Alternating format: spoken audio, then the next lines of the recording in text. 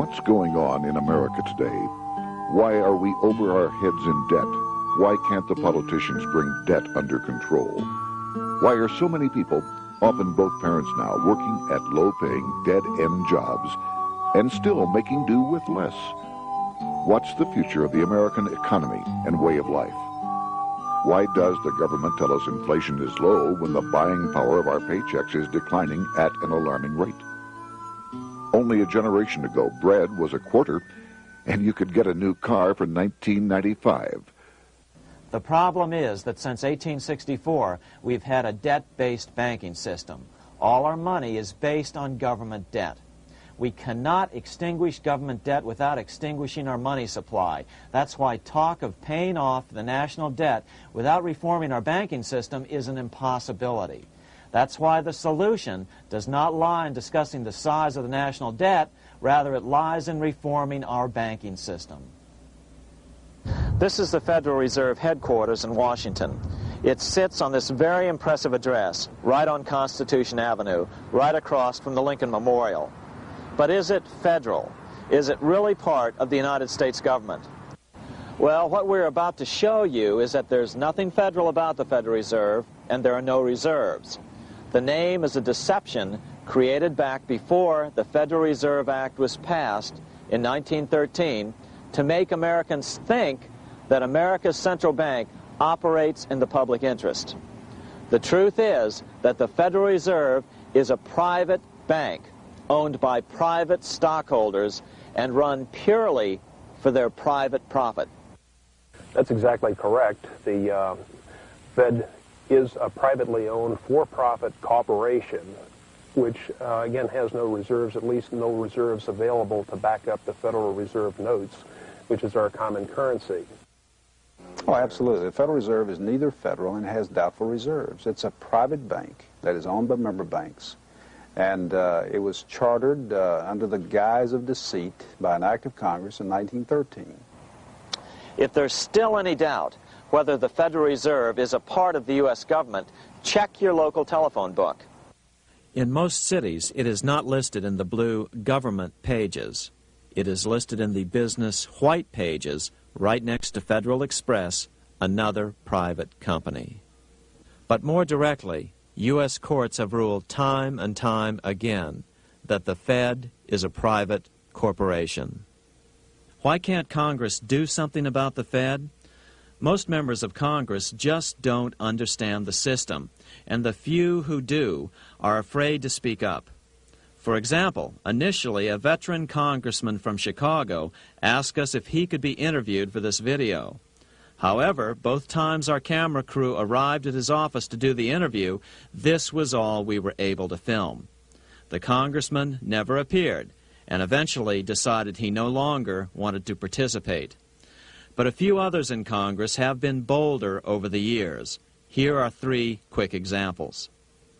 In 1923, Representative Charles A. Lindbergh, a Republican from Minnesota, and father of the famed aviator Lucky Lindy, put it this way: the financial system has been turned over to the Federal Reserve Board.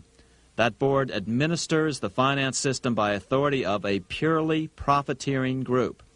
The system is private, conducted for the sole purpose of obtaining the greatest possible profits from the use of other people's money.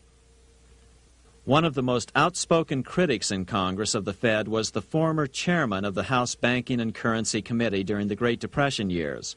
Louis T. McFadden, Republican of Pennsylvania, said in 1932, "We have in this country one of the most corrupt institutions the world has ever known. I refer to the Federal Reserve Board. This evil institution has impoverished the people of the United States and has practically bankrupted our government. It has done this through the corrupt practices of the moneyed vultures who control it." Senator Barry Goldwater was a frequent critic of the Fed.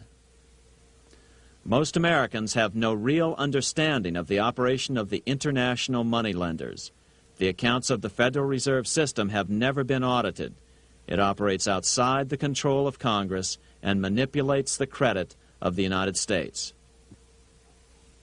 The Federal Reserve really, even though it is not part of the federal government, It is more powerful than the federal government.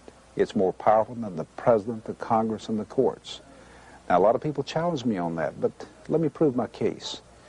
The Federal Reserve determines what the average person's car payment is going to be, what their house payment is going to be, and whether they have a job or not. And I submit to you that that's total control. And the Federal Reserve is the largest single creditor of the United States government. What does Proverbs tell us? The borrower is servant to the lender. What one has to understand is that from the day the Constitution was adopted right up to today, the folks who profit from privately owned central banks, as Madison called them, the money changers, have fought a running battle for control over who gets to print America's money. Why is who prints the money so important? Think of money as just another commodity.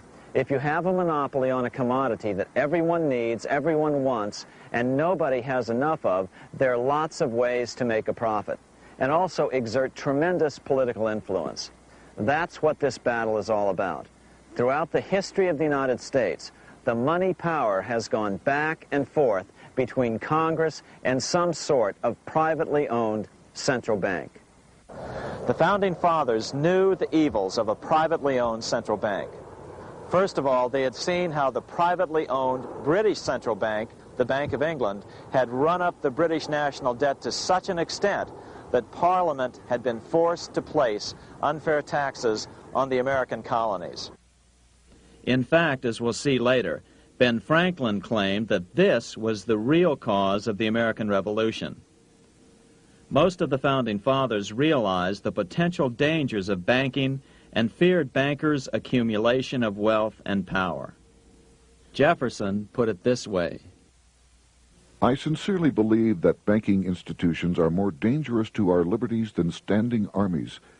The issuing power should be taken from the banks and restored to the people to whom it properly belongs. That succinct statement of Jefferson is, in fact, the solution to all our economic problems today. It bears repeating. The issuing power should be taken from the banks and restored to the people to whom it properly belongs. James Madison, the main author of the Constitution, agreed. Interestingly, he called those behind the central bank scheme money changers. Madison strongly criticized their actions. History records that the money changers have used every form of abuse, intrigue, deceit, and violent means possible to maintain their control over governments by controlling money and its issuance.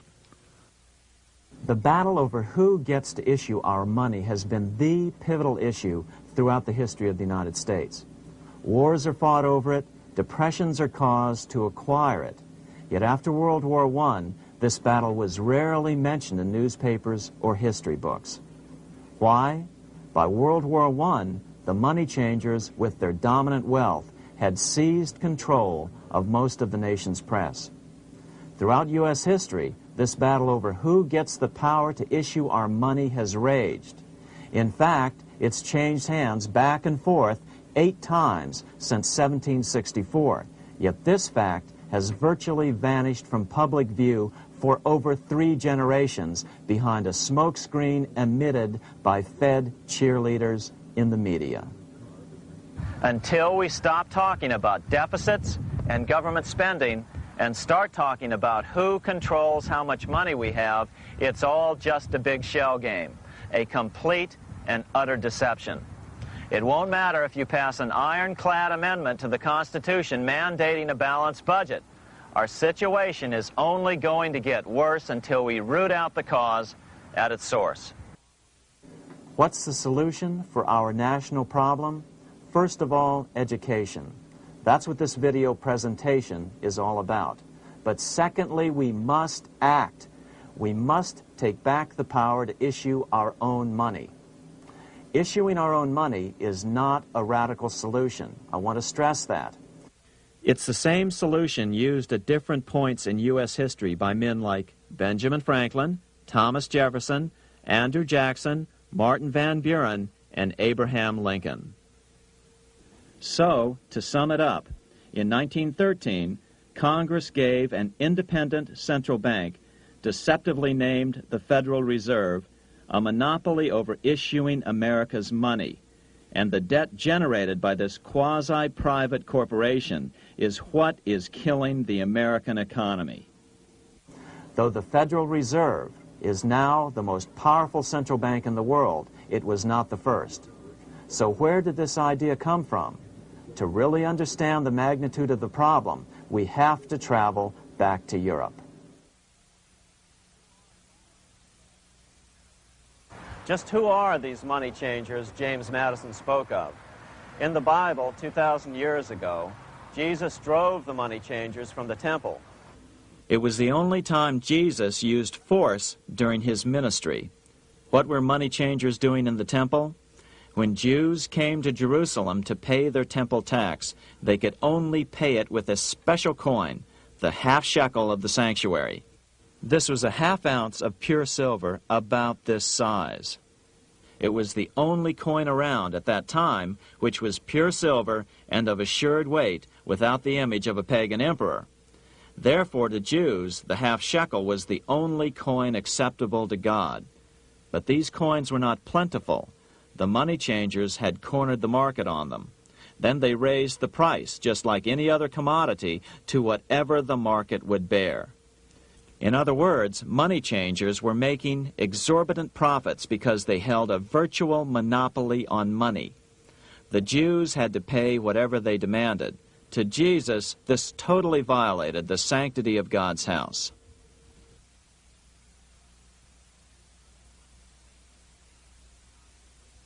But the money-changing scam did not originate in Jesus' day.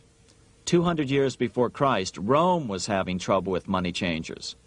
2 early Roman emperors had tried to diminish the power of the money changers by reforming usury laws and limiting land ownership to 500 acres. They were both assassinated. In 48 BC, Julius Caesar took back the power to coin money from the money changers and minted coins for the benefit of all. With this new, plentiful supply of money, he built great public works projects. By making money plentiful, Caesar won the love of the common man. But the money changers hated him. Some believe this was an important factor in Caesar's assassination. One thing is for sure, with the death of Caesar came the demise of plentiful money in Rome. Taxes increased, as did corruption. Just as in the case of America today, usury and debased coin became the rule. Eventually, the Roman money supply was reduced by 90%. As a result, the common people lost their lands and their homes, just as is about to happen soon in America. With the demise of plentiful money, the masses lost confidence in the Roman government and refused to support it. Rome plunged into the gloom of the Dark Ages.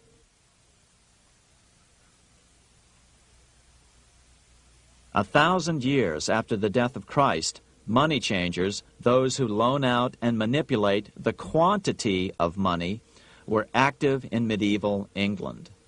In fact, they were so active that acting together, they could manipulate the entire English economy.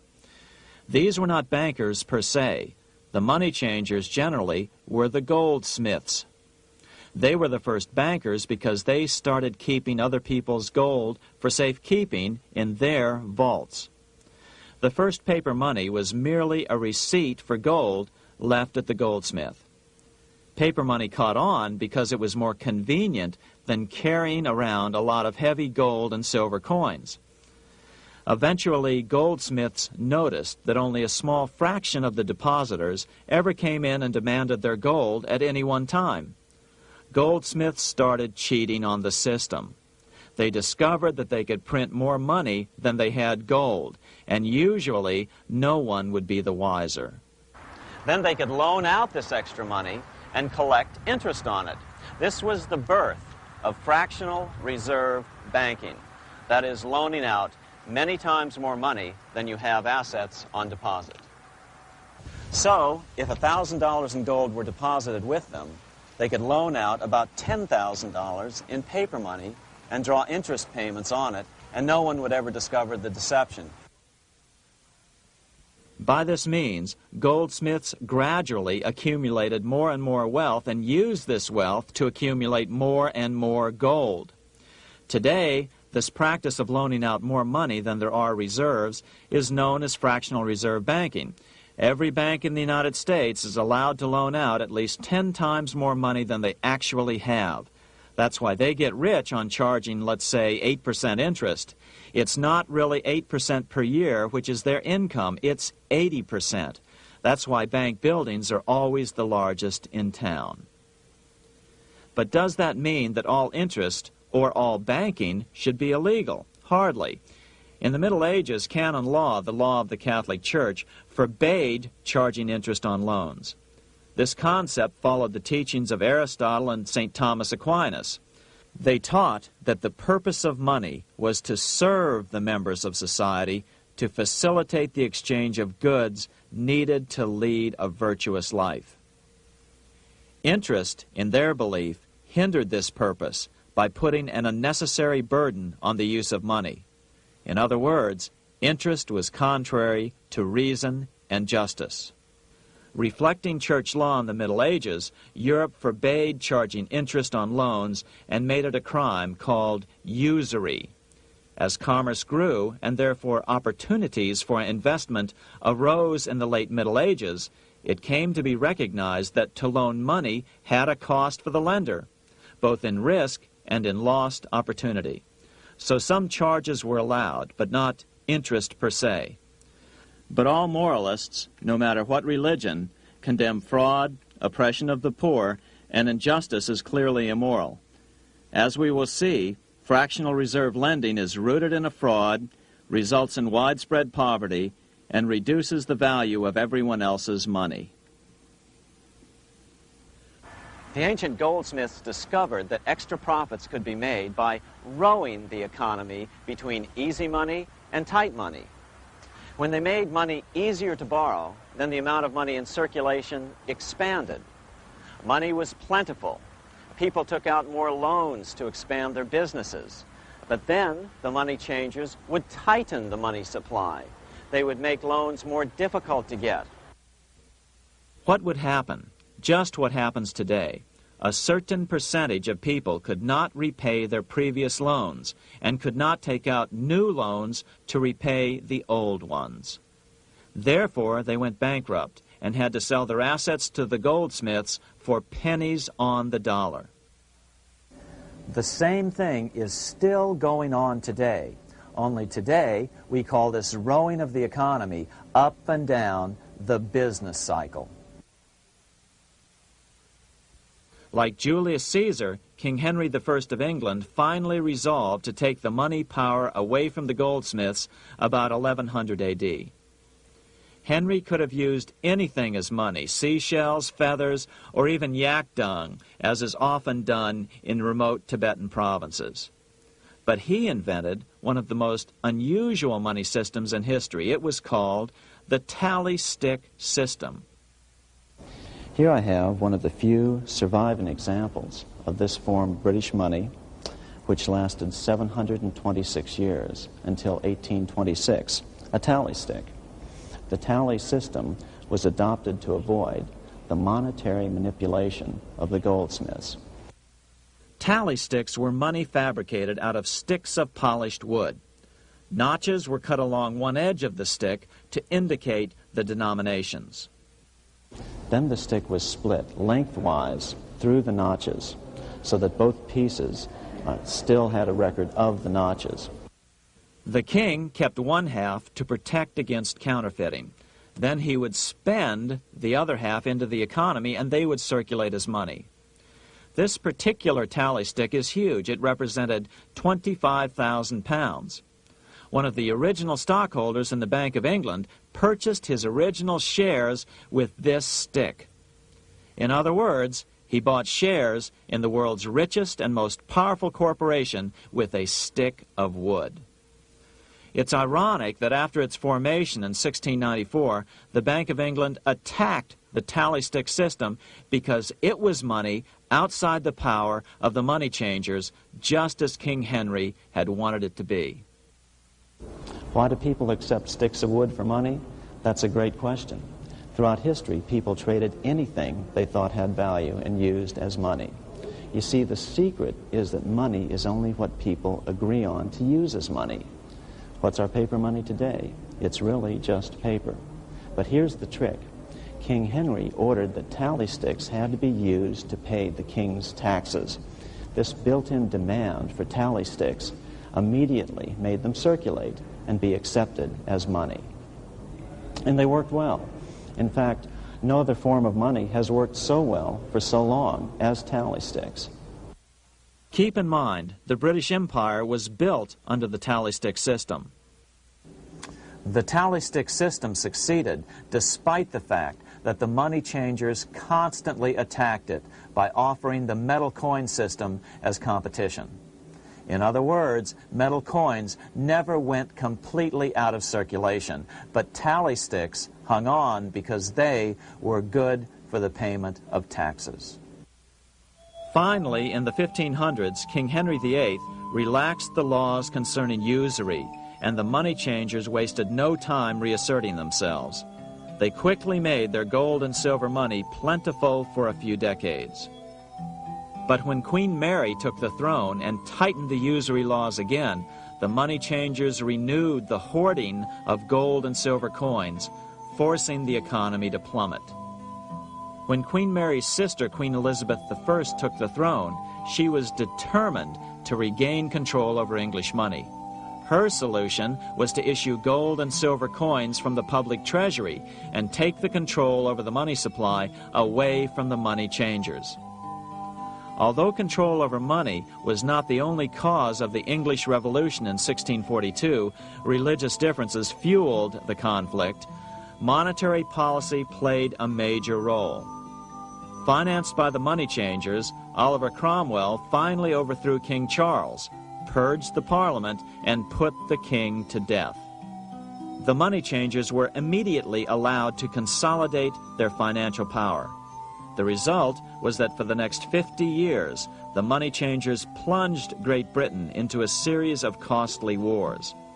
They took over a square mile of property in the center of London, known as the City of London. This area today is still known as one of the 3 predominant financial centers of the world. Conflicts with the Stuart kings led the money changers in England to combine with those in the Netherlands to finance the invasion of William of Orange, who overthrew the Stuarts in 1688 and took the English throne.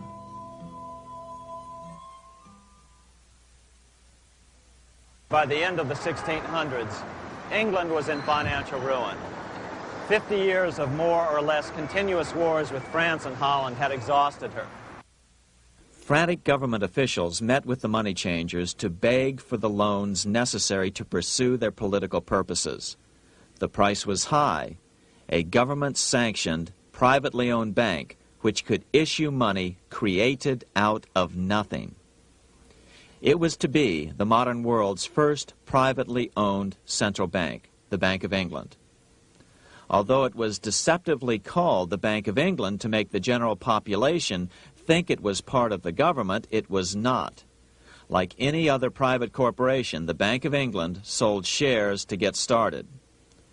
The investors, whose names were never revealed, were supposed to put up £1.25 million British pounds in gold coin to buy their shares in the bank, but only £750,000 was ever received.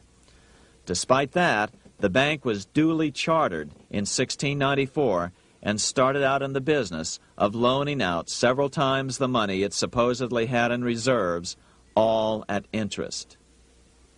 In exchange, the new bank would loan British politicians as much of the new currency as they wanted, as long as they secured the debt by direct taxation of the British people. So, legalization of the Bank of England amounted to nothing less than legal counterfeiting of a national currency for private gain. Unfortunately, nearly every nation now has a privately controlled central bank using the Bank of England as the basic model. Such is the power of these central banks that they soon take total control over a nation's economy. It soon amounts to nothing but a plutocracy, ruled by the rich. It would be like putting control of the army in the hands of the mafia. The danger of tyranny would be extreme. Yes, we need central banks. No, we do not need them in private hands. The central bank scam is really a hidden tax. The nation sells bonds to the central bank to pay for things it does not have the political will to raise taxes to pay for. But the bonds are purchased with money the central bank creates out of nothing. More money in circulation makes your money worth less. The government gets as much money as it needs, and the people pay for it in inflation. The beauty of the plan is that not one person in 1,000 can figure it out because it's usually hidden behind complex-sounding economics gibberish. With the formation of the Bank of England, the nation was soon awash in money. Prices throughout the country doubled. Massive loans were granted for just about any wild scheme. One venture proposed to drain the Red Sea to recover gold supposedly lost when the Egyptian army drowned pursuing Moses and the Israelites. By 1698, government debt grew from the initial £1.25 million to £16 million. Naturally, taxes were increased and then increased again to pay for all of this. With the British money supply firmly in their grip, the British economy began a wild roller coaster series of booms and depressions, exactly the sort of thing a central bank claims it is determined to prevent. There are two things which I think are intrinsic not just to the Bank of England, but to central banking generally. The first is an involvement in the formulation of monetary policy with the specific objective of achieving monetary stability. However, since the Bank of England took control, the British pound has rarely been stable. Now let's take a look at the role of the Rothschild family, the family said to be the wealthiest in the world.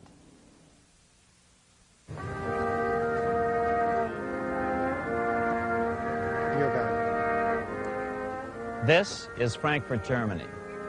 50 years after the Bank of England opened its doors, a goldsmith named Amschel Moses Bauer opened a coin shop, a counting house, in 1743.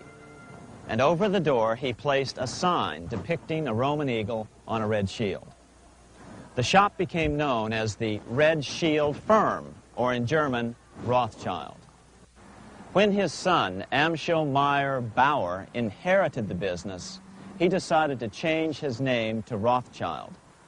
Amschel soon learned that loaning money to governments and kings was more profitable than loaning to private individuals. Not only were the loans bigger, but they were secured by the nation's taxes. Mayer Rothschild had 5 sons. He trained them all in the skills of money creation, then sent them out to the major capitals of Europe to open branch offices of the family banking business. His first son, Amschel Meyer, stayed in Frankfurt to mind the hometown bank. His second son, Solomon, was sent to Vienna. His third son, Nathan, was clearly the most clever. He was sent to London at age 21 in 1798, 100 years after the founding of the Bank of England. His fourth son, Karl, went to Naples, and his fifth son, Jacob, went to Paris.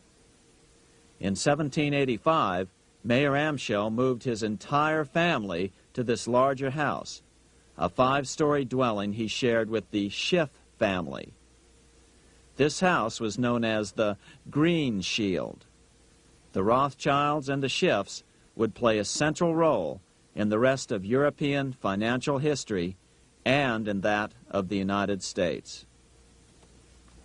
The Rothschilds broke into dealings with European royalty here at Wilhelmshof, the palace of the wealthiest man in Germany, in fact, the wealthiest monarch in all Europe, Prince William of Hesse-Kassel. At first, the Rothschilds were only helping William speculate in precious coins. But when Napoleon chased Prince William into exile, he sent £550,000, a gigantic sum at that time, to Nathan Rothschild in London with instructions for him to buy consols, British government bonds, also called government stock. But Rothschild used the money for his own purposes. With Napoleon on the loose, the opportunities of wartime investments were nearly limitless. William returned here sometime prior to the Battle of Waterloo in 1815. He summoned Rothschild and demanded his money back. The Rothschilds returned William's money with the interest the British consuls would have paid him had the investment actually been made. But the Rothschilds kept all the past profits they had made using William's money. Nathan Rothschild later bragged that in the 17 years he'd been in England, he'd increased his original £20,000 stake given to him by his father by 2,500 times. By cooperating within the family, the Rothschilds soon grew unbelievably wealthy. By the mid-1800s, they dominated all European banking and were certainly the wealthiest family in the world. They financed Cecil Rhodes, making it possible for him to establish a monopoly over the diamond and gold fields of South Africa. In America, they financed the Harrimans and railroads, the Vanderbilts and railroads and the press, and Carnegie in the steel industry, among many others. In fact, during World War I, J.P. Morgan was thought to be the richest man in America. But after his death, it was discovered that he was actually only a lieutenant of the Rothschilds. Once Morgan's will was made public, it was discovered that he owned only 19% of J.P. Morgan companies.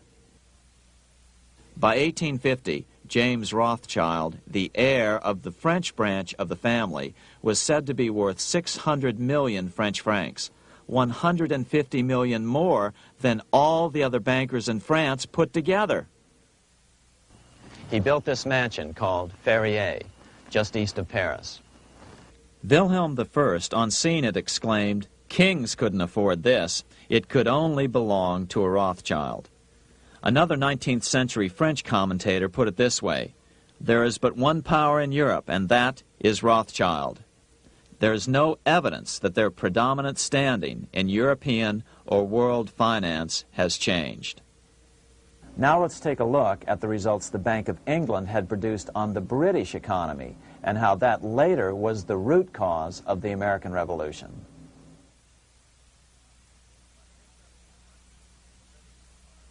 By the mid-1700s, the British Empire was nearing its height of power around the world. But Britain had fought 4 costly wars in Europe since the creation of their privately owned central bank, the Bank of England. The cost had been high. To finance these wars, the British Parliament here had borrowed heavily from the bank. By the mid-1700s, the government's debt here in Britain was £140 million, a staggering sum for those days. Consequently, the British government embarked on a program of trying to raise revenues from their American colonies in order to make their interest payments to the bank. But in America, it was a different story. The scourge of a privately owned central bank had not yet hit. This is Independence Hall in Philadelphia, where the Declaration of Independence and Constitution were signed. In the mid-1700s, pre-revolutionary America was still relatively poor. There was a severe shortage of precious metal coins to trade for goods, so the early colonists were forced to experiment with printing their own homegrown paper money. Some of these experiments were successful. Franklin was a big supporter of the colonies printing their own paper money. In 1757, Franklin was sent to London. He ended up staying for the next 18 years here, nearly until the start of the American Revolution. During this period, the American colonies began to issue their own money. Called colonial scrip, the endeavor was very successful. It provided a reliable medium of exchange, and it also helped to provide a feeling of unity between the colonies. Remember, colonial scrip was just paper money, debt-free money, printed in the public interest, and not backed by gold or silver coin. In other words, it was a totally fiat currency. One day, officials of the Bank of England asked Franklin how he would account for the newfound prosperity of the colonies. Without hesitation, he replied, "That is simple. In the colonies, we issue our own money. It is called colonial scrip. We issue it in proper proportion to the demands of trade and industry to make the products pass easily from the producers to the consumers. In this manner, creating for ourselves our own paper money, we control its purchasing power, and we have no interest to pay to no one." This was just common sense to Franklin, but you can imagine the impact it had on the Bank of England. America had learned the secret of money, and that genie had to be returned to its bottle as soon as possible.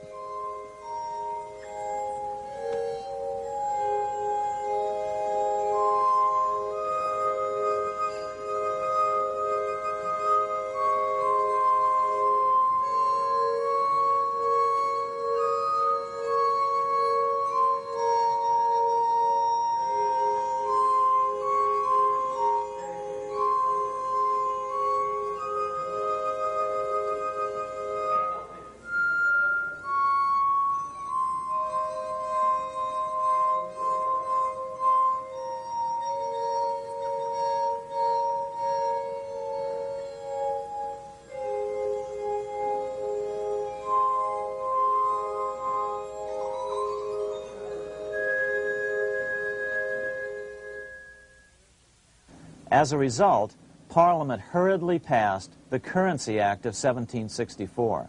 This prohibited colonial officials from issuing their own money and ordered them to pay all future taxes in gold or silver coins.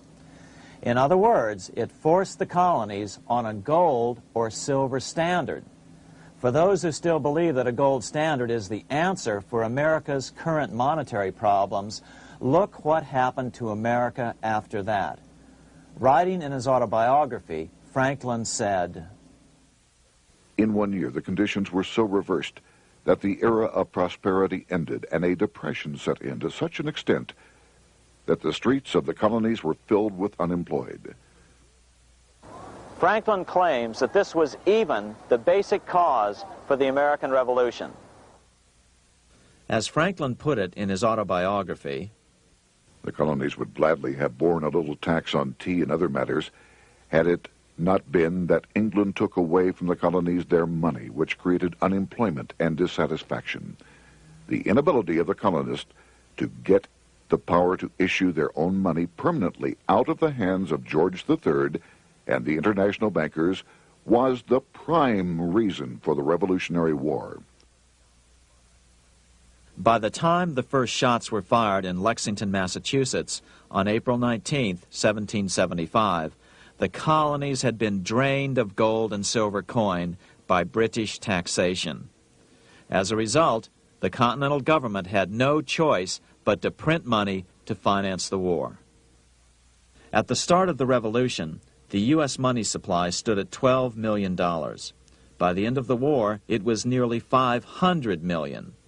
As a result, the currency was virtually worthless. Shoes sold for $5,000 a pair. Colonial scrip had worked because just enough was issued to facilitate trade. As George Washington lamented, a wagon load of money will scarcely purchase a wagon load of provisions. Today, those who support a gold-backed currency point to this period during the Revolution to demonstrate the evils of a fiat currency. But remember, the same currency had worked so well 20 years earlier during times of peace that the Bank of England had Parliament outlaw it. Towards the end of the Revolution, the Continental Congress, meeting here at Independence Hall, grew desperate for money. In 1781, they allowed Robert Morris, their financial superintendent, to open a privately owned central bank. Incidentally, Morris was a wealthy man who had grown wealthier during the Revolution by trading in war materials. Called the Bank of North America, the new bank was closely modeled after the Bank of England. It was allowed to practice fractional reserve banking. That is, it could lend out money it didn't have, then charge interest on it. If you or I were to do that, we would be charged with fraud, a felony. The bank's charter called for private investors to put up $400,000 worth of initial capital. But when Morris was unable to raise the money, he brazenly used his political influence to have gold deposited in the bank, which had been loaned to America by France. He then loaned this money to himself and his friends to reinvest in shares of the bank. And, like the Bank of England, the bank was given a monopoly over the national currency.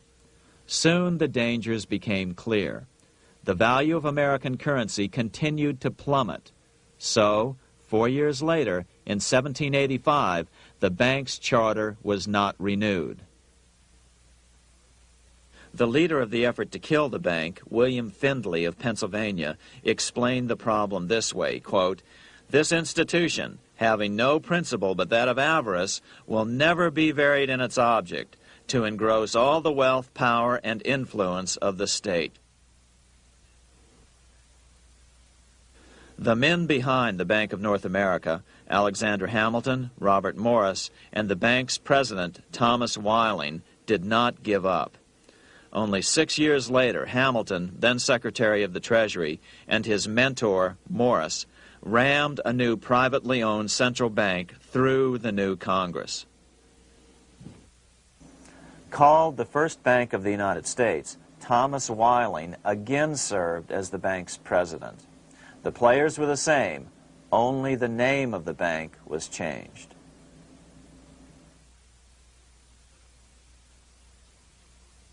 In 1787, colonial leaders assembled in Philadelphia to replace the ailing Articles of Confederation. As we saw earlier, both Thomas Jefferson and James Madison were unalterably opposed to a privately owned central bank. They had seen the problems caused by the Bank of England. They wanted nothing of it. As Jefferson later put it, "If the American people ever allow private banks to control the issue of their currency, first by inflation, then by deflation, the banks and the corporations which grow up around them will deprive the people of all property until their children wake up homeless on the continent their fathers conquered." During the debate over the future monetary system, another one of the founding fathers, Gouverneur Morris, castigated the motivations of the owners of the Bank of North America. Gouverneur Morris headed the committee that wrote the final draft of the Constitution. Morris knew the motivations of the bank well. Along with his old boss, Robert Morris, Gouverneur Morris and Alexander Hamilton were the ones who had presented the original plan for the Bank of North America to the Continental Congress in the last year of the Revolution. In a letter he wrote to James Madison on July 2nd, 1787, Gouverneur Morris revealed what was really going on. "The rich will strive to establish their dominion and enslave the rest. They always did. They always will. They will have the same effect here as elsewhere if we do not, by the power of government, keep them in their proper spheres." Despite the defection of Gouverneur Morris from the ranks of the bank, Hamilton, Robert Morris, Thomas Weiling, and their European backers were not about to give up. They convinced the bulk of the delegates to the Constitutional Convention to not give Congress the power to issue paper money. Most of the delegates were still reeling from the wild inflation of the paper currency during the Revolution. They had forgotten how well colonial scrip had worked before the war. But the Bank of England had not. The money changers could not stand to have America printing her own money again. So the Constitution is silent on the matter. This grievous defect left the door wide open for the money changers, just as they had planned.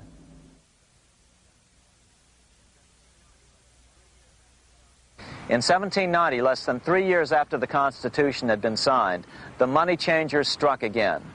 The newly appointed first Secretary of the Treasury, Alexander Hamilton, proposed a bill to the Congress calling for a new, privately owned central bank. Coincidentally, that was the very year that Amschel Rothschild made his pronouncement from his flagship bank in Frankfurt.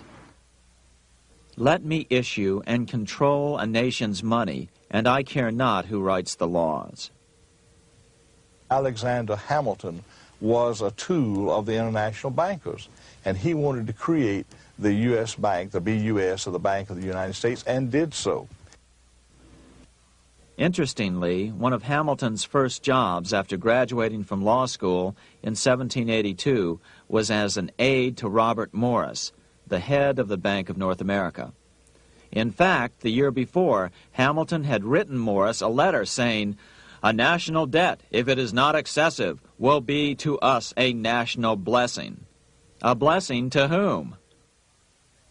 After a year of intense debate, in 1791, Congress passed the bill and gave it a 20-year charter. The new bank was to be called the First Bank of the United States, or BUS. Here we are in front of the First Bank of the United States in Philadelphia. The bank was given a monopoly on printing U.S. currency, even though 80% of its stock would be held by private investors. The other 20% would be purchased by the U.S. government. But the reason was not to give the government a piece of the action. It was to provide the capital for the other 80% owners. As with the old Bank of North America and the Bank of England before that, the stockholders never paid the full amount for their shares. The U.S. government put up their initial $2 million in cash. Then the bank, through the old magic of fractional reserve lending, made loans to its charter investors so they could come up with the remaining $8 million of capital needed for this risk-free investment. Like the Bank of England, the name of the Bank of the United States was deliberately chosen to hide the fact that it was privately controlled. And like the Bank of England, the names of the investors in the bank were never revealed. Many years later, it was a common saying that the Rothschilds were the power behind the old Bank of the United States. The bank was sold to Congress as a way to bring stability to the banking system and eliminate inflation. So what happened? Over the first 5 years, the U.S. government borrowed $8.2 million from the Bank of the United States. In the same 5-year period, prices rose by 72%. Jefferson, as the new Secretary of State, watched the borrowing with sadness and frustration, unable to stop it. I wish it were possible to obtain a single amendment to our Constitution, taking from the federal government the power of borrowing. Millions of Americans feel the same way today. They watch in helpless frustration as the federal government borrows the American economy into oblivion.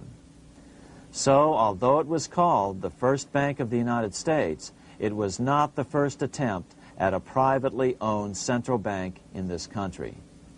As with the Bank of North America, the government put up most of the cash to get this private bank going, then the bankers loaned the money to each other to buy the remaining stock in the bank. It was a scam, plain and simple, and they wouldn't be able to get away with it for long. But first, we have to travel back to Europe to see how a single man was able to manipulate the entire British economy by obtaining the first news of Napoleon's final defeat.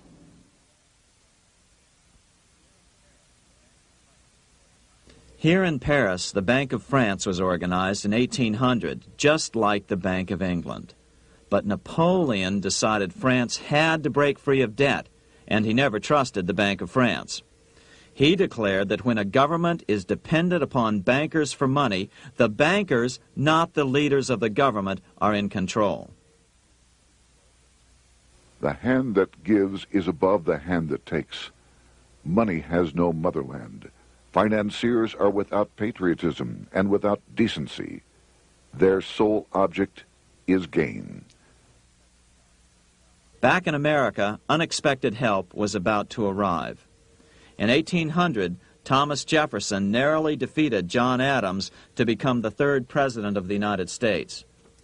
By 1803, Jefferson and Napoleon had struck a deal. The U.S. would give Napoleon $3 million in gold in exchange for a huge chunk of territory west of the Mississippi River, the Louisiana Purchase. With that $3 million, Napoleon quickly forged an army and set off across Europe, conquering everything in his path. But the Bank of England quickly rose to oppose him.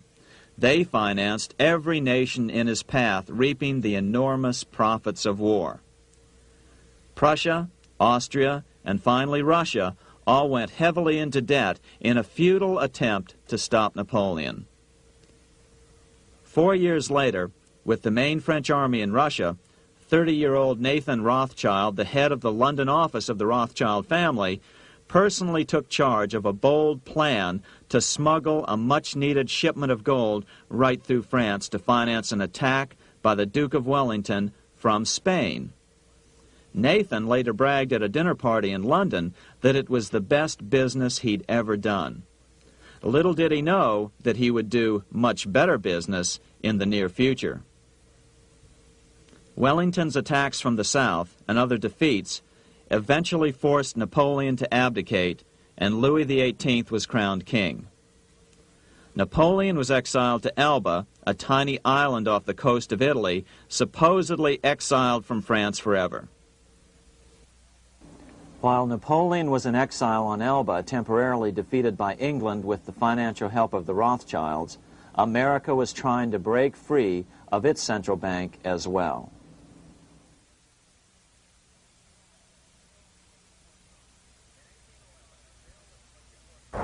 In 1811, a bill was put before Congress to renew the charter of the Bank of the United States.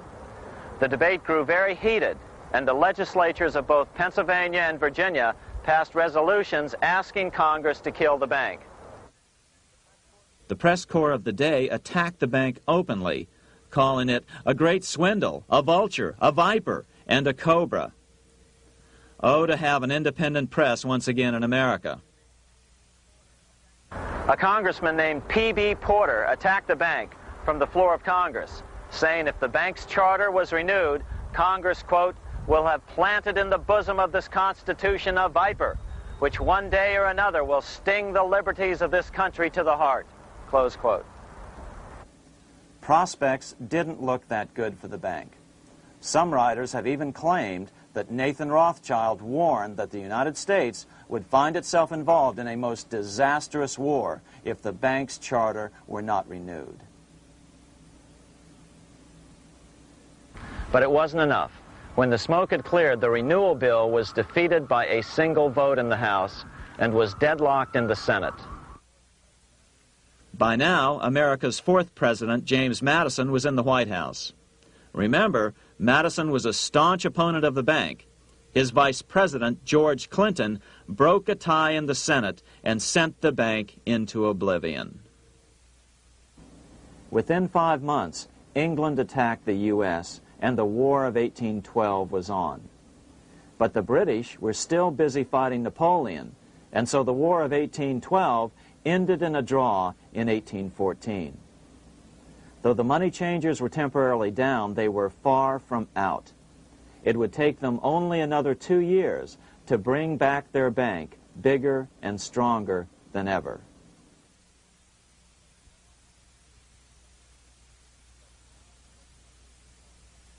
But now let's return to Napoleon, because nothing else in history more aptly demonstrates the ingenuity of the Rothschild family than their control of the British stock market after Waterloo. In 1815, a year after the end of the War of 1812 in America, Napoleon escaped his exile and returned to Paris. French troops were sent out to capture him, but such was his charisma that the soldiers rallied around their old leader and hailed him as their emperor once again. In March of 1815, Napoleon equipped an army which Britain's Duke of Wellington defeated less than 90 days later at Waterloo. Some writers claim Napoleon borrowed £5 million from the Bank of England to rearm, but it appears these funds actually came from the Ouvard banking house in Paris. Nevertheless, from about this point on, it was not unusual for privately controlled central banks to finance both sides in a war. Why would a central bank finance opposing sides in a war? Because war is the biggest debt generator of them all. A nation will borrow any amount for victory. The ultimate loser is loaned just enough to hold out the vain hope of victory, and the ultimate winner is given enough to win. Besides, such loans are usually conditioned upon the guarantee that the victor will honor the debts of the vanquished.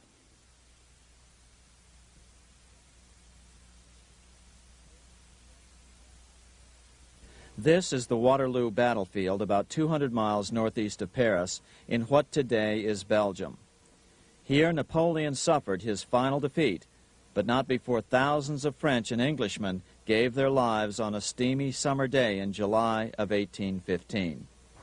Right over there, on June 18, 1815, 74,000 French troops met 67,000 troops from Britain and other European nations. The outcome was certainly in doubt. In fact, had Napoleon attacked a few hours earlier, he would probably have won the battle. But no matter who won or lost, back in London, Nathan Rothschild planned to use the opportunity to try to seize control over the British stock and bond market and possibly even the Bank of England. Rothschild stationed a trusted agent, a man named Rothworth, on the north side of the battlefield, closer to the English Channel. Once the battle had been decided, Rothworth took off for the Channel. He delivered the news to Nathan Rothschild a full 24 hours before Wellington's own courier. Rothschild hurried to the stock market and took up his usual position in front of an ancient pillar. All eyes were on him. The Rothschilds had a legendary communications network. If Wellington had been defeated and Napoleon was loose on the continent again, Britain's financial situation would become grave indeed. Rothschild looked saddened. He stood there motionless, eyes downcast. Then suddenly he began selling. Other nervous investors saw that Rothschild was selling. It could only mean one thing. Napoleon must have won, Wellington must have lost. The market plummeted. Soon everyone was selling their consols, their British government bonds, and prices dropped sharply. But then Rothschild started secretly buying up the consols through his agents for only a fraction of their worth hours before. Myths, legends, you say? 100 years later, the New York Times ran a story which said that Nathan's grandson had attempted to secure a court order to suppress a book with this stock market story in it. The Rothschild family claimed the story was untrue and libelous, but the court denied the Rothschilds' request and ordered the family to pay all court costs. What's even more interesting about this story is that some authors claim that the day after the Battle of Waterloo, in a matter of hours, Nathan Rothschild came to dominate not only the bond market, but the Bank of England as well. Whether or not the Rothschild family seized control of the Bank of England, the first privately owned central bank in a major European nation and the wealthiest, one thing is certain. By the mid-1800s, the Rothschilds were the richest family in the world, bar none. They dominated the new government bond markets and branched into other banks and industrial concerns. In fact, the rest of the 19th century was known as the Age of the Rothschilds. Despite this overwhelming wealth, the family has generally cultivated an aura of invisibility. Although the family controls scores of industrial, commercial, mining, and tourist corporations, only a handful bear the Rothschild name. By the end of the 19th century, one expert estimated that the Rothschild family controlled half the wealth of the world. Whatever the extent of their vast wealth, it is reasonable to assume that their percentage of the world's wealth has increased since then. But since the turn of the century, the Rothschilds have cultivated the notion that their power has somehow waned even as their wealth increases.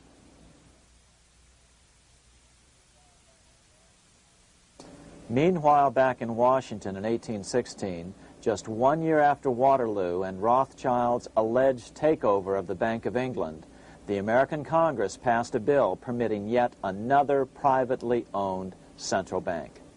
This bank was called the Second Bank of the United States. The new bank's charter was a copy of the previous bank's. The U.S. government would own 20% of the shares of the bank. Of course, the federal share was paid by the Treasury up front into the bank's coffers.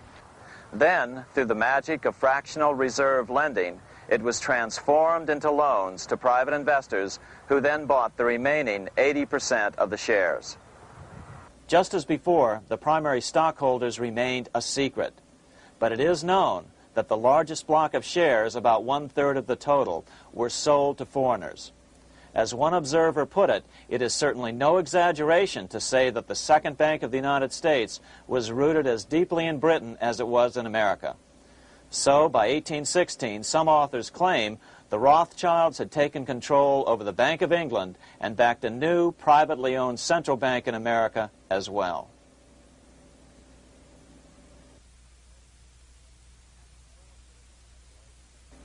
After 12 years of manipulations of the U.S. economy on the part of the Second Bank of the U.S., the American people had had just about enough.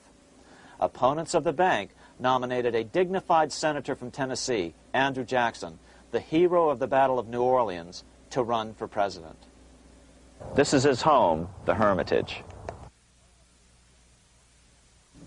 No one gave Jackson a chance initially. The bank had long ago learned how the political process could be controlled with money. To the surprise and dismay of the money changers, Jackson was swept into office in 1828. Jackson was determined to kill the bank at the first opportunity and wasted no time in trying to do so. But the bank's 20-year charter didn't come up for renewal until 1836, the last year of his second term, if he could survive that long. During his first term, Jackson contented himself with rooting out the bank's many minions from government service. He fired 2,000 of the 11,000 employees of the federal government. In 1832, with his re-election approaching, the bank struck an early blow, hoping Jackson would not want to stir up controversy. They asked Congress to pass a renewal bill 4 years early. Naturally, Congress complied, then sent it to the president for signing. But Jackson weighed in with both feet. Old Hickory, never a coward, vetoed the bill. His veto message is one of the great American documents. It clearly lays out the responsibility of the American government towards its citizens, rich and poor. It is not our own citizens only who are to receive the bounty of our government. More than 8 million of the stock of this bank are held by foreigners. Is there no danger to our liberty and independence in a bank that in its nature has so little to bind it to our country? Controlling our currency, receiving our public monies, and holding thousands of our citizens' independence would be more formidable and dangerous than a military power of the enemy. If government would confine itself to equal protection and, as heaven does its rains, shower its favor alike on the high and the low, the rich and the poor, it would be an unqualified blessing. In the act before me, there seems to be a wide and unnecessary departure from these just principles. Later that year, in July 1832, Congress was unable to override Jackson's veto. Now Jackson had to stand for re-election. Jackson took his argument directly to the people. For the first time in U.S. history, Jackson took his presidential campaign on the road. Before then, presidential candidates stayed at home and looked presidential. His campaign slogan was "Jackson and no bank." The National Republican Party ran Senator Henry Clay against Jackson. Despite the fact that the bankers poured over $3 million into Clay's campaign, Jackson was reelected by a landslide in November of 1832. Despite his presidential victory, Jackson knew the battle was only beginning. "The hydra of corruption is only scotched, not dead," said the newly elected president. Jackson ordered his new Secretary of Treasury, Lewis McLean, to start removing the government's deposits from the second bank and start placing them in state banks. But McLean refused to do so. Jackson fired him and appointed William J. Duane as the new Secretary of the Treasury. Duane also refused to comply with the president's requests, and so Jackson fired him as well and then appointed Roger B. Taney to the office. Taney did withdraw government funds from the bank starting on October 1st, 1833. Jackson was jubilant. "I have it chained. I'm ready with screws to draw every tooth and then the stumps." But the bank was not yet done fighting. Its head, Nicholas Biddle, used his influence to get the Senate to reject Taney's nomination. Then, in a rare show of arrogance, Biddle threatened to cause a depression if the bank was not rechartered. This worthy president thinks that because he has scalped Indians and imprisoned judges, he is to have his way with the bank. He is mistaken. Next, in an unbelievable fit of honesty for a central banker, Biddle admitted that the bank was going to make money scarce to force Congress to restore the bank. Nothing but widespread suffering will produce any effect on Congress. Our only safety is in pursuing a steady course of firm restriction, and I have no doubt that such a course will ultimately lead to restoration of the currency and the recharter of the bank. What a stunning revelation. Here was the pure truth, revealed with shocking clarity. Biddle intended to use the money contraction power of the bank to cause a massive depression until America gave in. Unfortunately, this has happened time and time again throughout U.S. history and is about to happen again in today's world. Nicholas Biddle made good on his threat. The bank sharply contracted the money supply by calling in old loans and refusing to extend new ones. A financial panic ensued, followed by a deep depression. Naturally, Biddle blamed Jackson for the crash, saying that it was caused by the withdrawal of federal funds from the bank. Unfortunately, his plan worked well. Wages and prices sagged. Unemployment soared along with business bankruptcies. The nation quickly went into an uproar. Newspaper editors blasted Jackson in editorials. The bank threatened to withhold payments, which then could be made directly to key politicians for their support. Within only months, Congress assembled in what was called the panic session. 6 months after he had withdrawn funds from the bank, Jackson was officially censured by a resolution which passed the Senate by a vote of 26 to 20. It was the first time a president had ever been censured by Congress. Jackson lashed out at the bank. "You are a den of vipers. I intend to rout you out, and by eternal God, I will rout you out." America's fate teetered on a knife edge. If Congress could muster enough votes to override Jackson's veto, the bank would be granted another 20-year monopoly or more over America's money, time enough to consolidate its already great power. Then a miracle occurred. The governor of Pennsylvania came out supporting President Jackson and strongly criticized the bank. On top of that, Biddle had been caught boasting in public about the bank's plan to crash the economy. Suddenly, the tide shifted. In April of 1834, the House of Representatives voted 134 to 82 against rechartering the bank. This was followed up by an even more lopsided vote to establish a special committee to investigate whether the bank had caused the crash. When the investigating committee arrived at the bank's door in Philadelphia, armed with a subpoena to examine the books, Biddle refused to give them up. Nor would he allow inspection of correspondence with congressmen relating to their personal loans and advances he'd made to them. He also refused to testify before the committee back in Washington. On January 8th, 1835, Jackson paid off the final installment on the national debt, which had been necessitated by allowing the banks to issue currency for government bonds rather than simply issuing treasury notes without such debt. He was the only president to ever pay off the debt.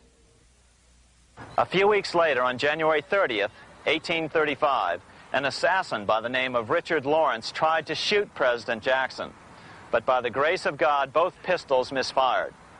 Lawrence was later found not guilty by reason of insanity. After his release, he bragged to friends that powerful people in Europe had put him up to the task and promised to protect him if he were caught. The following year, when its charter ran out, the Second Bank of the United States ceased functioning as the nation's central bank. Biddle was later arrested and charged with fraud. He was tried and acquitted, but died shortly thereafter while still tied up in civil suits. After his second term as president, Jackson retired here to the Hermitage outside of Nashville to live out his life. He is still remembered here for his determination to kill the bank. In fact, he killed it so well that it took the money changers 77 years to undo the damage. When asked what his most important accomplishment had been, Jackson replied, "I killed the bank." Unfortunately, even Jackson failed to grasp the entire picture and its root cause. Although Jackson had killed the central bank, the most insidious weapon of the money changers, fractional reserve banking, remained in use by the numerous state-chartered banks. This fueled economic instability in the years before the Civil War. Still, the central bankers were out, and as a result, America thrived as it expanded westward. During this time, the principal money changers struggled to regain their lost centralized power, but to no avail. Then, finally, they reverted to the old central bankers' formula: war to create debt and dependency. If they couldn't get their central bank any other way, America could be brought to its knees by plunging it into a civil war, just as they had done in 1812 after the first Bank of the United States was not rechartered. 1 month after the inauguration of Abraham Lincoln, the first shots of the American Civil War were fired here at Fort Sumter, South Carolina, on April 12, 1861.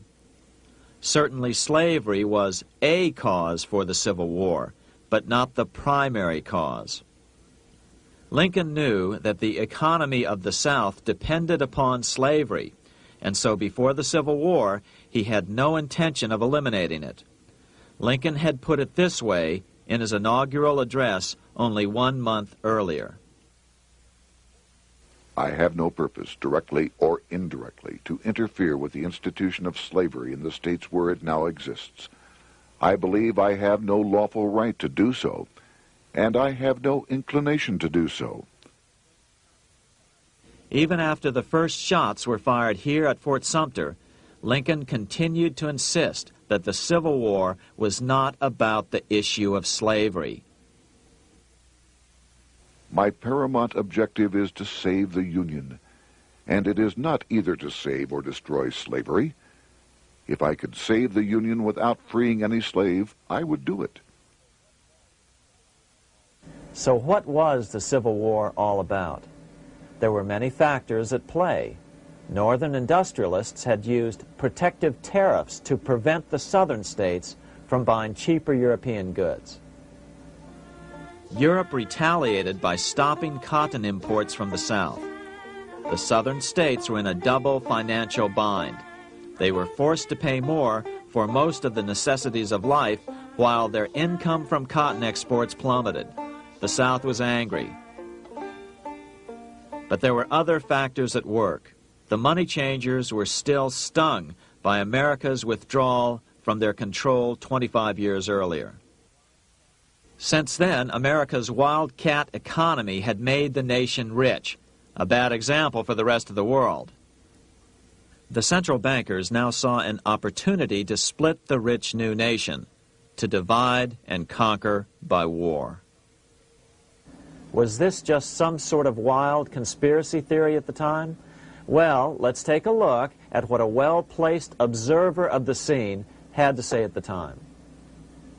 His name was Otto von Bismarck, Chancellor of Germany, the man who united the German states a few years later.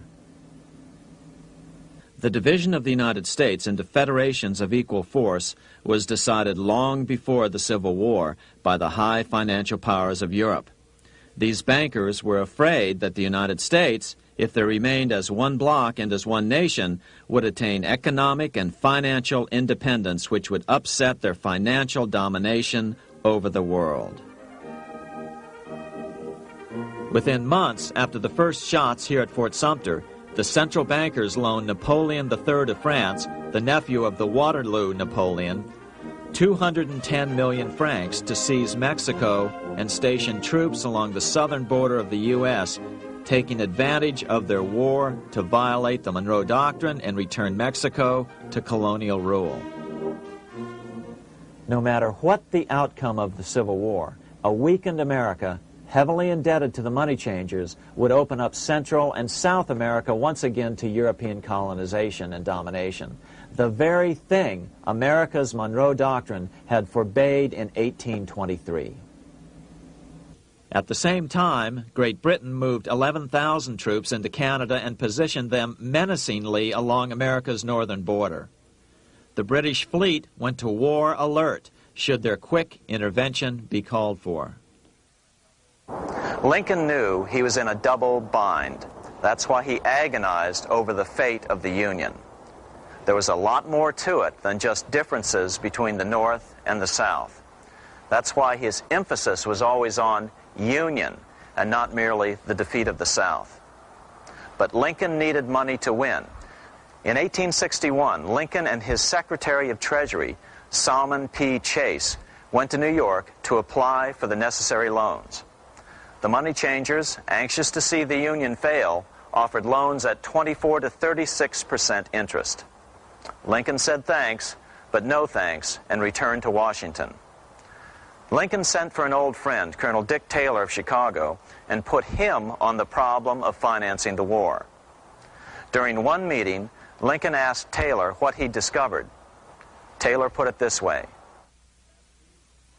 Why, Lincoln, that is easy. Just get Congress to pass a bill authorizing the printing of full legal tender Treasury notes, and pay your soldiers with them, and go ahead and win your war with them also. When Lincoln asked if the people of the United States would accept the notes, Taylor said, "The people, or anyone else, will not have any choice in the matter if you make them full legal tender. They will have the full sanction of the government and be just as good as any money, as Congress is given that express right by the Constitution." So that's exactly what Lincoln did. In 1862-63, he printed up $450 million worth of the new bills. In order to distinguish them from other banknotes in circulation, he printed them in green ink on the back side. That's why the notes were called greenbacks. With this new money, Lincoln paid the troops and bought their supplies. During the course of the war, nearly $450 million worth of greenbacks were printed at no interest to the federal government. Lincoln understood who was really pulling the strings and what was at stake for the American people. This is how he explained his rationale. The government should create, issue, and circulate all the currency and credit needed to satisfy the spending power of the government and the buying power of consumers. The privilege of creating and issuing money is not only the supreme prerogative of government, but it is the government's greatest creative opportunity. By the adoption of these principles, the taxpayers will be saved immense sums of interest. Money will cease to be master and become the servant of humanity. A truly incredible editorial in the London Times explained the central bankers' attitude towards Lincoln's greenbacks. If this mischievous financial policy, which has its origins in North America, shall become indurated down to a fixture, then That government will furnish its own money without cost. It will pay off debts and be without debt. It will have all the money necessary to carry on its commerce. It will become prosperous without precedent in the history of the world. The brains and wealth of all countries will go to North America. That country must be destroyed, or it will destroy every monarchy on the globe. The scheme was effective, so effective that the next year, 1863, with Federal and Confederate troops beginning to mass for the decisive battle of the Civil War, and the Treasury in need of further congressional authority to issue more greenbacks, Lincoln allowed the bankers to push through the National Bank Act. These new national banks would operate under a virtual tax-free status and collectively had the exclusive monopoly power to create the new form of money, banknotes. Though greenbacks continued to circulate, their numbers were not increased. But most importantly, from this point on, the entire U.S. money supply would be created out of debt by bankers buying U.S. government bonds and issuing them for reserves for banknotes. As historian John Kenneth Galbraith explained it, in numerous years following the war, the federal government ran a heavy surplus. It could not, however, pay off its debt, retire its securities, because to do so meant there would be no bonds to back the national banknotes. To pay off the debt was to destroy the money supply. Later in 1863, Lincoln got some unexpected help from Tsar Alexander II of Russia. The Tsar, like Bismarck in Germany, knew what the international money changers were up to and had steadfastly refused to let them set up a central bank in Russia. If America survived and was able to remain out of their clutches, the Tsar's position would remain secure. If the bankers were successful at dividing America and giving the pieces back to Great Britain and France, both nations under control of their central banks, eventually they would threaten Russia again. So the Tsar gave orders that if either England or France actively intervened and gave aid to the South, Russia would consider such action as a declaration of war. He did the same with part of his Pacific Fleet and sent them to port in San Francisco. Lincoln was reelected the next year, 1864. Had he lived, he would surely have killed the national bank's money monopoly extracted from him during the war. On November 21, 1864, he wrote a friend the following: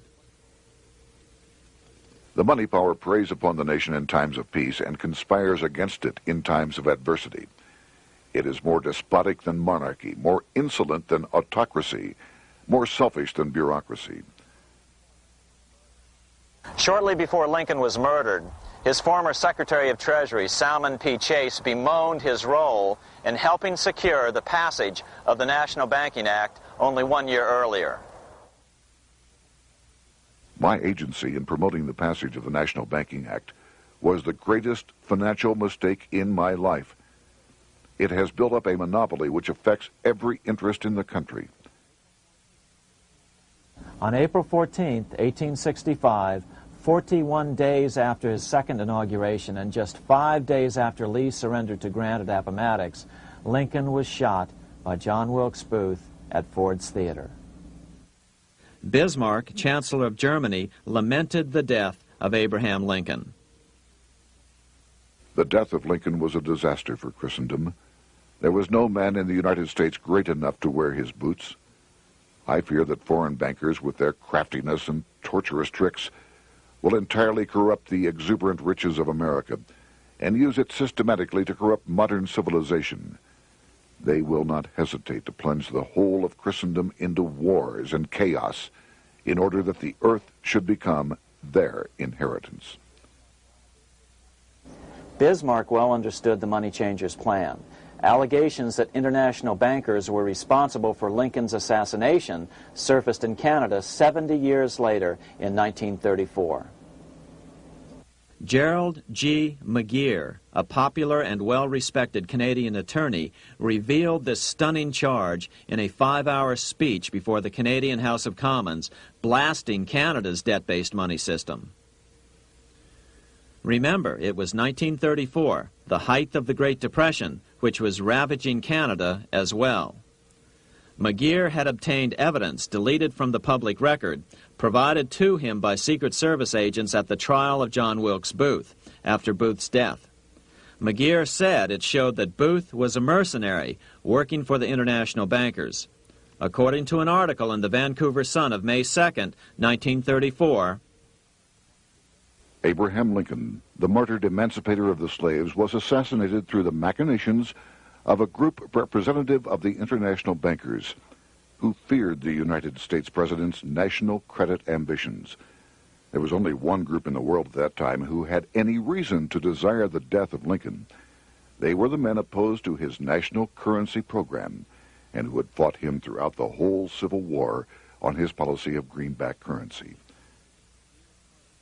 Interestingly, McGeer claimed that Lincoln was assassinated not only because international bankers wanted to reestablish a central bank in America, but because they also wanted to base America's currency on gold.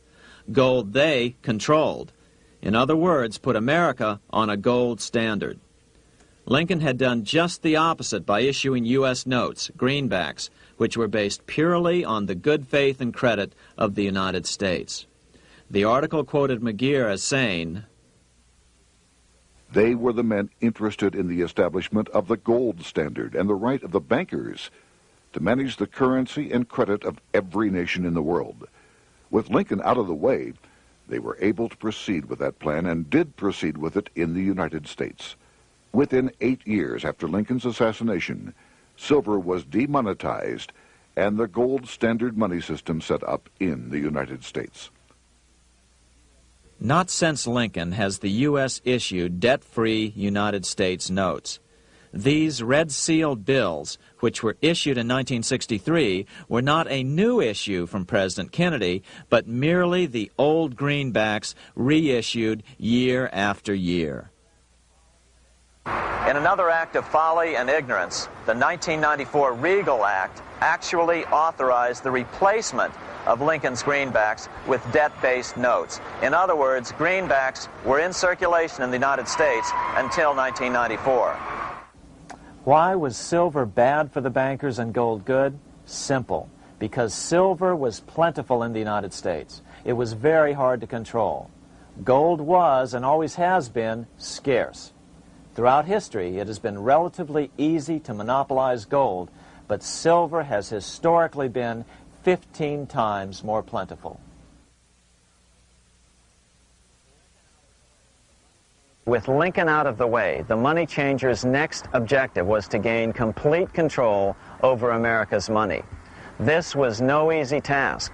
With the opening of the American West, silver had been discovered in huge quantities. On top of that, Lincoln's greenbacks were generally popular.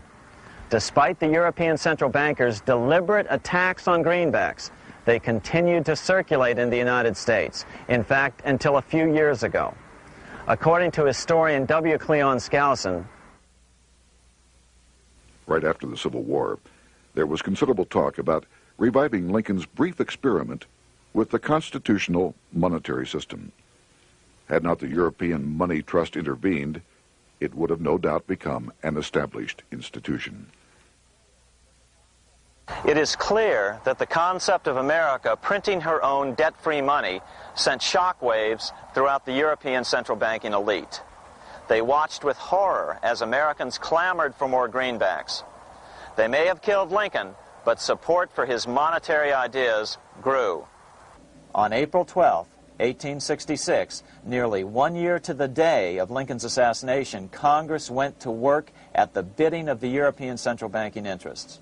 It passed the Contraction Act, authorizing the Secretary of the Treasury to begin to retire some of the greenbacks in circulation and thereby contract the money supply. Authors Theodore R. Thorin and Richard F. Warner explained the results of the money contraction in their classic book on the subject, The Truth in Money Book. The hard times which occurred after the Civil War could have been avoided if the greenback legislation had continued as President Lincoln had intended. Instead, there were a series of money panics, what we call recessions, which put pressure on Congress to enact legislation to place the banking system under centralized control. Eventually, the Federal Reserve Act was passed on December 23, 1913. In other words, the money changers wanted two things: the reinstitution of a central bank under their exclusive control, and two, an American currency backed by gold. Their strategy was twofold. First of all, cause a series of panics to try to convince the American people that only centralized control of the money supply could provide economic stability. And secondly, remove so much money from the system that most Americans would be so desperately poor that they either wouldn't care or would be too weak to oppose the bankers. In 1866, there was $1.8 billion in currency in circulation in the United States, about $50.46 per capita. In 1867 alone, $500 million, $500 million, was removed from the U.S. money supply. 10 years later, in 1876, America's money supply was reduced to only $600 million. In other words, 2/3 of America's money had been called in by the bankers. Only $14.60 per capita remained in circulation. 10 years later, the money supply had been reduced to only $400 million, even though the population had boomed.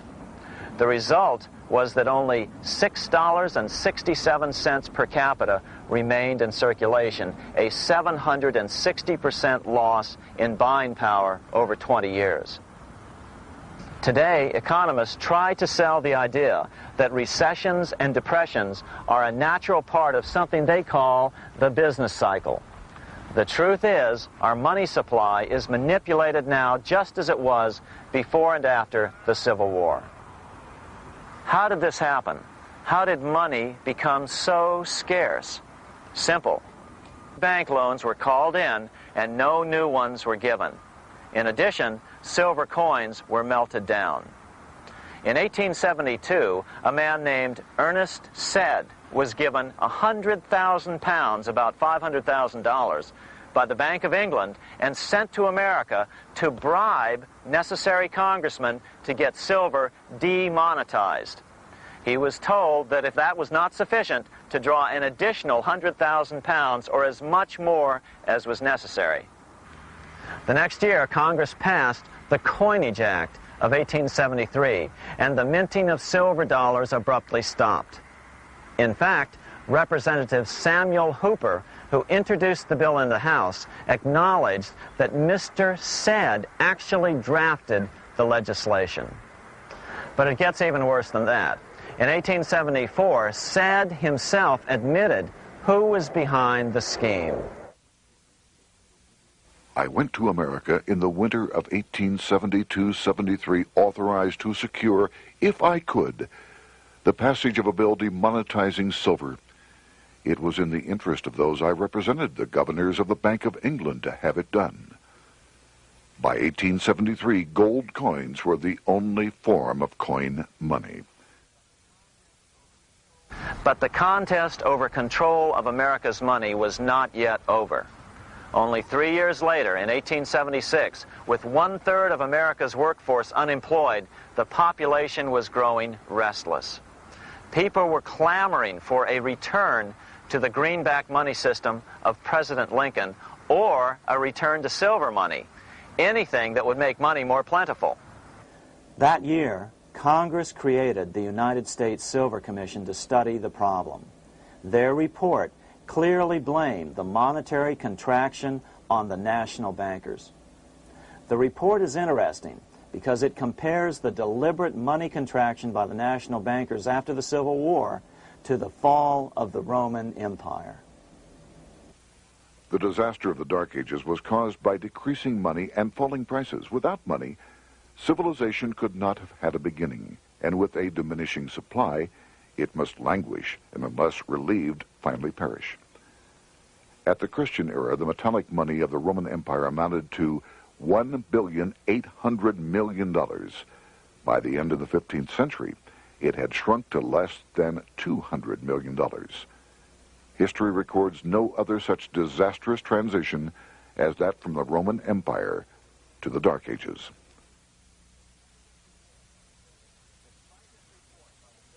Despite this report by the Silver Commission, Congress took no action.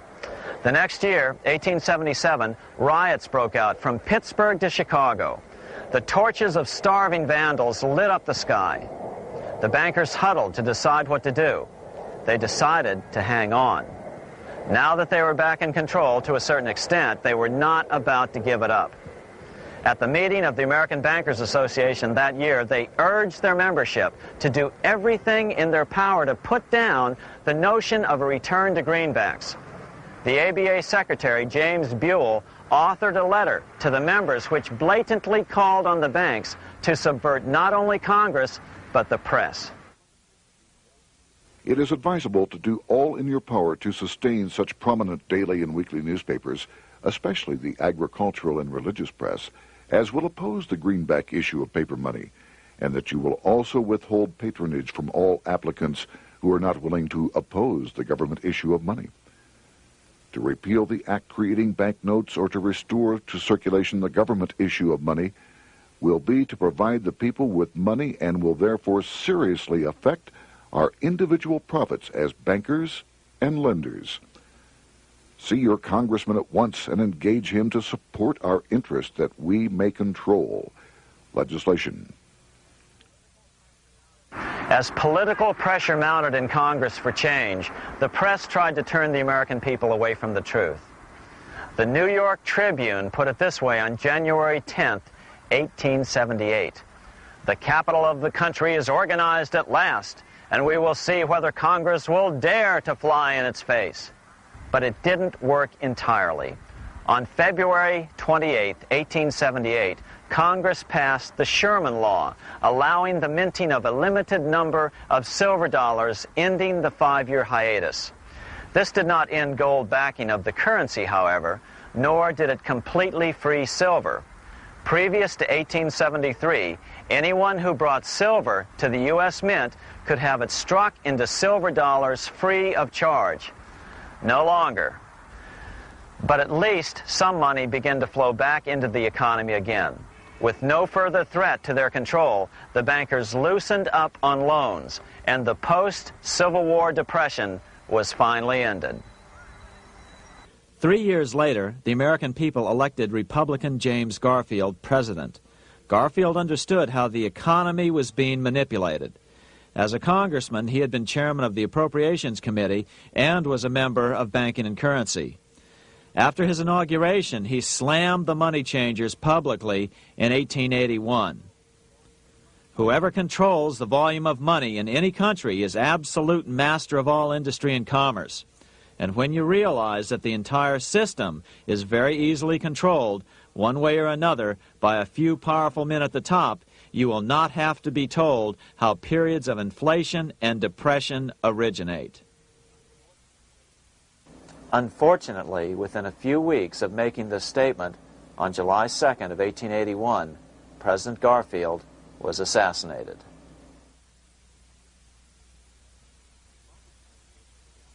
The money changers were gathering strength fast. They began a periodic fleecing of the flock, as they called it, by creating economic booms followed by further depressions so they could buy up thousands of homes and farms for pennies on the dollar. In 1891, the money changers prepared to take the American economy down again, and their methods and motives were laid out with shocking clarity in a memo sent out by the American Bankers Association, the ABA, an organization in which most bankers were members. Notice that this memo called for bankers to create a depression on a certain date 3 years in the future. According to the Congressional Record, here's how it read in part. On September 1st, 1894, we will not renew our loans under any consideration. On September 1st, we will demand our money. We will foreclose and become mortgagees in possession. We can take 2/3 of the farms west of the Mississippi and thousands of them east of the Mississippi as well at our price. Then the farmers will become tenants, as in England. These depressions could be controlled because America was on the gold money standard. Since gold is scarce, it's one of the easiest commodities to manipulate. People wanted silver money legalized again so they could escape the stranglehold the money changers had on gold money. People wanted silver money reinstated, reversing Mr. Said's Act of 1873, by then called the Crime of '73. By 1896, the issue of more silver money had become the central issue in the presidential campaign. William Jennings Bryan, a senator from Nebraska, ran for president as a Democrat on the free silver issue. At the Democratic National Convention in Chicago, he made an emotional speech which won him the nomination entitled Crown of Thorns and Cross of Gold. Though Bryan was only 36 years old at the time, this speech is widely regarded as the most famous oration ever made before a political convention. In the dramatic conclusion, Bryan said, "We will answer their demand for a gold standard by saying to them, you shall not press down upon the brow of labor this crown of thorns. You shall not crucify mankind upon a cross of gold." The bankers lavishly supported the Republican candidate, William McKinley, who favored the gold standard. The resulting contest was amongst the most fiercely contested presidential races in American history. Bryan made over 600 speeches in 27 states. The McKinley campaign got manufacturers and industrialists to inform their employees that if Bryan were elected, all factories and plants would close and there would be no work. The ruse succeeded. McKinley beat Bryan by a small margin. Bryan ran for president again in 1900 and in 1908, but fell short each time. During the 1912 Democratic Convention, Bryan was a powerful figure who helped Woodrow Wilson win the nomination. When Wilson became president, he appointed Bryan as Secretary of State, but Bryan soon became disenchanted with the Wilson administration. Bryan served only 2 years in the Wilson administration before resigning in 1915 over the highly suspicious sinking of the Lusitania, the event which was used to drive America into World War I. Although William Jennings Bryan never gained the presidency, his efforts delayed the money changers for 17 years from attaining their next goal, a new, privately owned central bank for America.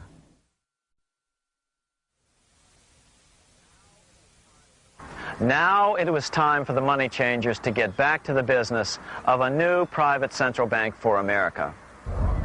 During the early 1900s, men like J.P. Morgan led the charge. One final panic would be necessary to focus the nation's attention on the supposed need for a central bank. The rationale was that only a central bank can prevent bank failures.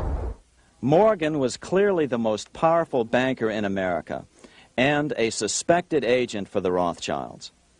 Morgan had helped finance John D. Rockefeller's Standard Oil empire. He had also helped finance the monopolies of Edward Harriman in railroads, of Andrew Carnegie in steel, and of others in numerous industries. But on top of that, J.P. Morgan's father, Junius Morgan, had been America's financial agent to the British. After his father's death, J.P. Morgan took on a British partner, Edward Grenfell, a longtime director of the Bank of England. In fact, upon Morgan's death, his estate contained only a few $1 million. The bulk of the securities most people thought he owned were, in fact, owned by others. In 1902, President Theodore Roosevelt allegedly went after Morgan and his friends by using the Sherman Antitrust Act to try to break up their industrial monopolies. Actually, Roosevelt did very little to interfere in the growing monopolization of American industry by the bankers and their surrogates. For example, Roosevelt supposedly broke up the Standard Oil monopoly, but it wasn't really broken at all. It was merely divided into 7 corporations, all still controlled by the Rockefellers. The public was aware of this thanks to political cartoonists like Thomas Nast, who referred to the bankers as the money trust. By 1907, the year after Teddy Roosevelt's re-election, Morgan decided it was time to try for a central bank again. Using their combined financial muscle, Morgan and his friends were secretly able to crash the stock market. Thousands of small banks were vastly overextended. Some had reserves of less than 1% thanks to the fractional reserve principle. Within days, bank runs were commonplace across the nation. Now Morgan stepped into the public arena and offered to prop up the faltering American economy by supporting failing banks with money he manufactured out of nothing. It was an outrageous proposal, far worse than even fractional reserve banking, but Congress let him do it. Morgan manufactured $200 million worth of this completely reserveless private money and bought things with it, paid for services with it, and sent some of it to his branch banks to lend out at interest. His plan worked. Soon, the public regained confidence in money in general and quit hoarding their currency. But as a result, banking power was further consolidated into the hands of a few large banks. By 1908, the panic was over, and Morgan was hailed as a hero by the president of Princeton University, a man by the name of Woodrow Wilson. All this trouble could be averted if we appointed a committee of 6 or 7 public-spirited men like J.P. Morgan to handle the affairs of our country. Economics textbooks would later explain that the creation of the Federal Reserve System was the direct result of the panic of 1907. Quote, "With its alarming epidemic of bank failures, the country was fed up once and for all with the anarchy of unstable private banking," close quote. But Minnesota Congressman Charles A. Lindbergh Sr., the father of the famous aviator Lucky Lindy, later explained that the panic of 1907 was really just a scam. Those not favorable to the money trust could be squeezed out of business and the people frightened into demanding changes in the banking and currency laws which the money trust would frame. So, since the passage of the National Bank Act of 1863, the money changers had been able to create a series of booms and busts. The purpose was not only to fleece the American public of their property, but to later claim that the banking system was basically so unstable that it had to be consolidated into a central bank once again.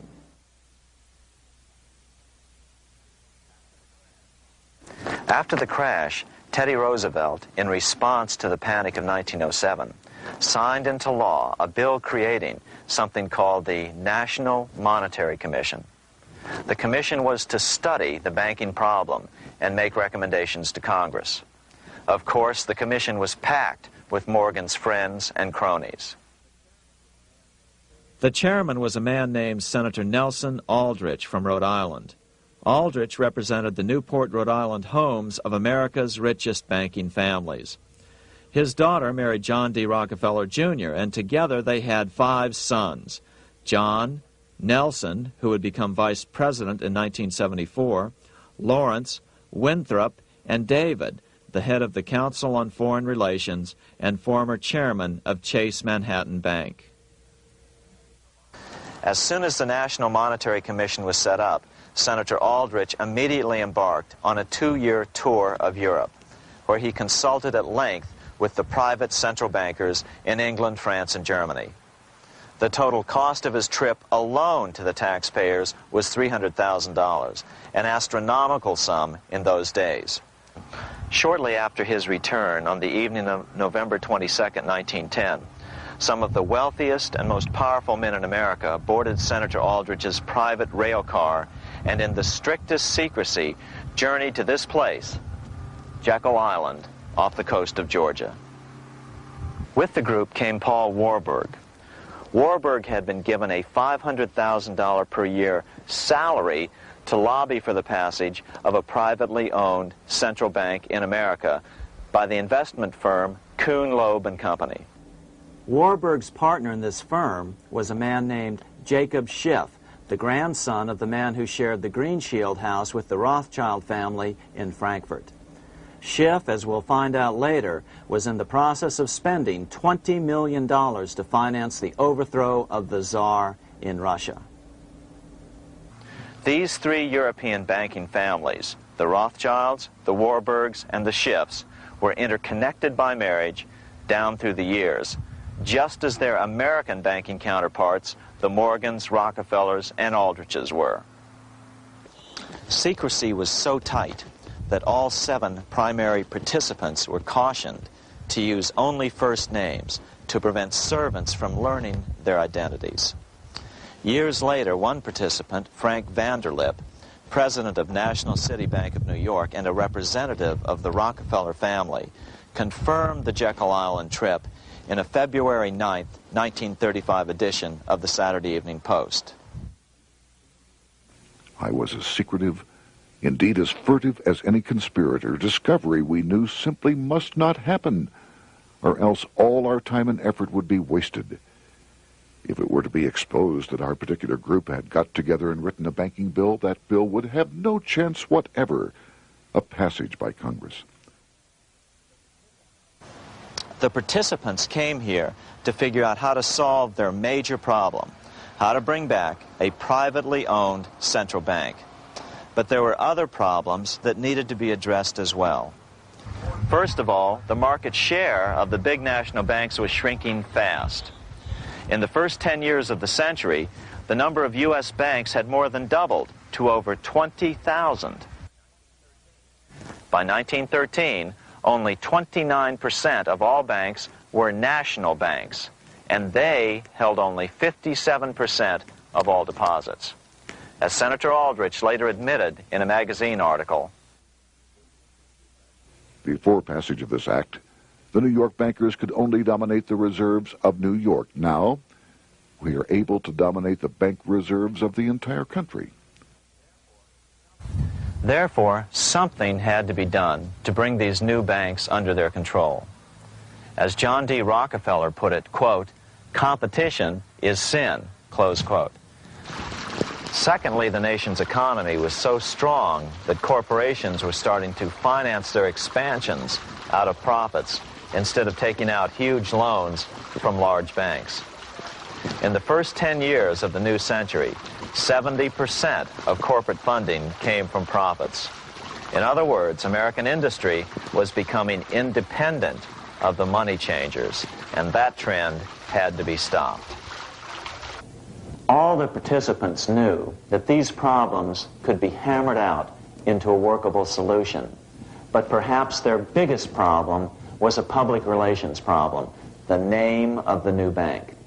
That discussion took place right here in this room, one of the many conference rooms in this sprawling hotel, today known as the Jekyll Island Club Hotel. Aldrich believed that the word bank should not even appear in the name. Warburg wanted to call the legislation the National Reserve Bill or the Federal Reserve Bill. The idea here was to give the impression that the purpose of the new central bank was to stop bank runs, but also to conceal its monopoly character.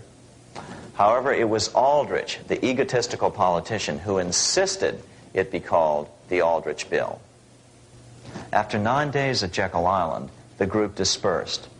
The new central bank would be very similar to the old Bank of the United States. It would be given a monopoly over U.S. currency and create that money out of nothing. How does the Fed create money out of nothing? It's a four-step process. But first, a word on bonds. Bonds are simply promises to pay, or government IOUs. People buy bonds to get a secure rate of interest. At the end of the term of the bond, the government repays the bond plus interest, and the bond is destroyed. There are about $3.6 trillion worth of these loans or bonds at present. Now here's the Fed money-making process. Step 1. The Federal Open Market Committee approves the purchase of U.S. bonds on the open market. Step 2. The bonds are purchased by the Fed from whoever is offering them for sale on the open market. Step 3. The Fed pays for the bonds with electronic credits to the seller's bank, which in turn credits the seller's bank account. The trick is that these credits are based on nothing. The Fed just creates them. Step 4. The banks use these deposits as reserves. They can loan out over 10 times the amount of their reserves to new borrowers, all at interest. In this way, a Fed purchase of, say, $1 million worth of bonds gets turned into over $10 million in bank accounts. The Fed, in effect, creates 10% of this totally new money, and the banks create the other 90%. To reduce the amount of money in the economy, the process is just reversed. The Fed sells bonds to the public, and the money flows out of the purchaser's local bank. Loans must be reduced by 10 times the amount of the sale. So, a Fed sale of $1 million in bonds results in $10 million less money in the economy. So how does this benefit the bankers whose representatives huddled at Jekyll Island? First, it totally misdirected banking reform efforts from proper solutions. Second, it prevented a proper debt-free system of government finance, like Lincoln's greenbacks, from making a comeback. The bond-based system of government finance forced on Lincoln after he created greenbacks was now cast in stone. Third, it delegated to the bankers the right to create 90% of our money supply based on only fractional reserves, which they then loan out at interest. Fourth, it centralized overall control of our nation's money supply in the hands of a few men. Fifth, it established a central bank with a high degree of independence from effective political control. Soon after its creation, the Fed's great contraction in the early 1930s would cause the Great Depression. This independence has been enhanced since then through additional laws. In order to fool the public into thinking the government retained control, the plan called for the Fed to be run by a board of governors appointed by the President and approved by the Senate. But all the bankers had to do was to be sure their men got appointed to the board of governors. That wasn't hard. Bankers have money, and money buys influence over politicians. Once the participants left Jekyll Island, the public relations blitz was on. The big New York banks put together an educational fund of $5 million to finance professors at respected universities to endorse the new bank. Woodrow Wilson at Princeton was one of the first to jump on the bandwagon. But the bankers' subterfuge didn't work. The Aldrich Bill was quickly identified as the Bankers' Bill, a bill to benefit only what became known as the Money Trust. As Congressman Lindbergh put it during the congressional debate, the Aldrich Plan is the Wall Street Plan. It means another panic, if necessary, to intimidate the people. Aldrich, paid by the government to represent the people, proposes a plan for the trusts instead. seeing they didn't have the votes to win in Congress, the Republican leadership never brought the Aldrich bill to a vote. The bankers quietly decided to move to track 2, the Democratic alternative. They began financing Woodrow Wilson as the Democratic nominee. As respected historian James Perloff put it, Wall Street financier Bernard Baruch was put in charge of Wilson's education. Baruch brought Wilson to the Democratic Party headquarters in New York in 1912, leading him like one would a poodle on a string. Wilson received an indoctrination course from the leaders convened there. So now the stage was set. The money changers were poised to install their privately owned central bank once again. The damage President Andrew Jackson had done 76 years earlier had been only partly repaired with the passage of the National Bank Act during the Civil War. Since then, the battle had raged on across the decades. The Jacksonians became the Greenbackers, who became the hardcore supporters of William Jennings Bryan. With Bryan leading the charge, these opponents of the money changers, ignorant of Baruch's tutelage, now threw themselves behind Democrat Woodrow Wilson. They and Bryan would soon be betrayed.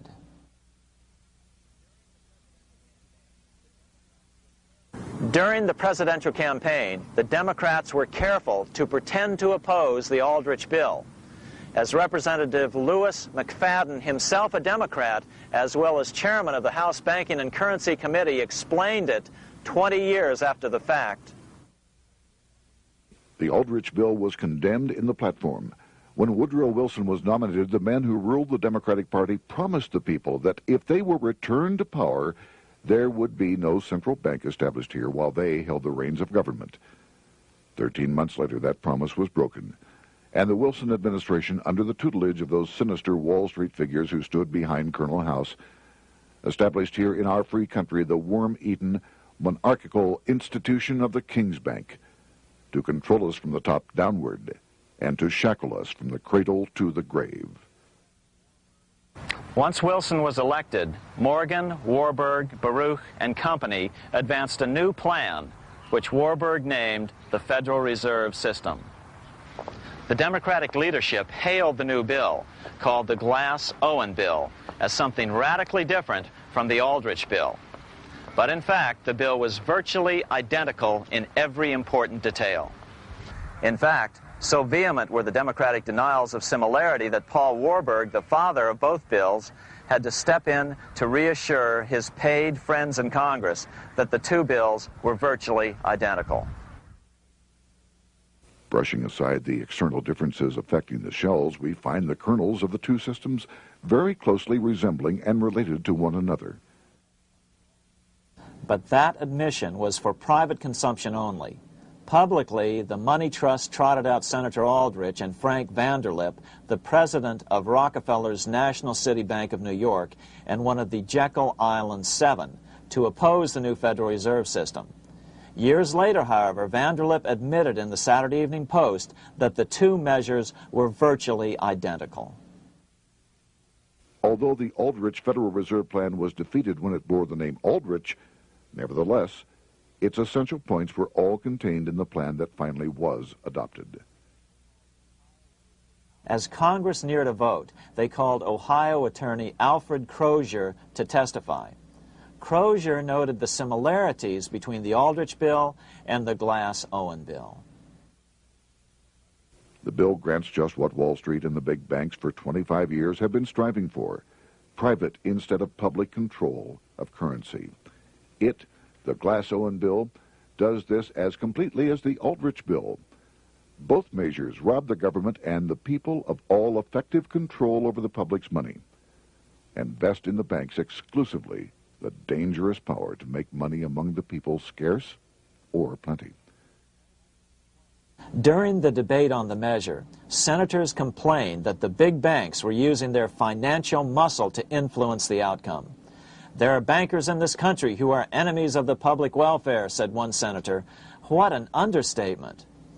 Despite the charges of deceit and corruption, the bill was finally snuck through the Senate on December 22, 1913, after most senators had left town for the holidays, after having been assured by the leadership that nothing would be done until long after the Christmas recess. On the day the bill was passed, Congressman Lindbergh prophetically warned his countrymen that this act establishes the most gigantic trust on earth. When the president signs this bill, the invisible government by the monetary power will be legalized. The people may not know it immediately, but the day of reckoning is only a few years removed. The worst legislative crime of the ages is perpetrated by this banking bill. On top of all this, only weeks earlier, Congress had finally passed a bill legalizing income tax. Why was the income tax law important? Because bankers finally had in place a system which would run up a virtually unlimited federal debt. How would the interest on this debt be repaid? Never mind the principal. Remember, a privately owned central bank creates the principal out of nothing. The federal government was small then.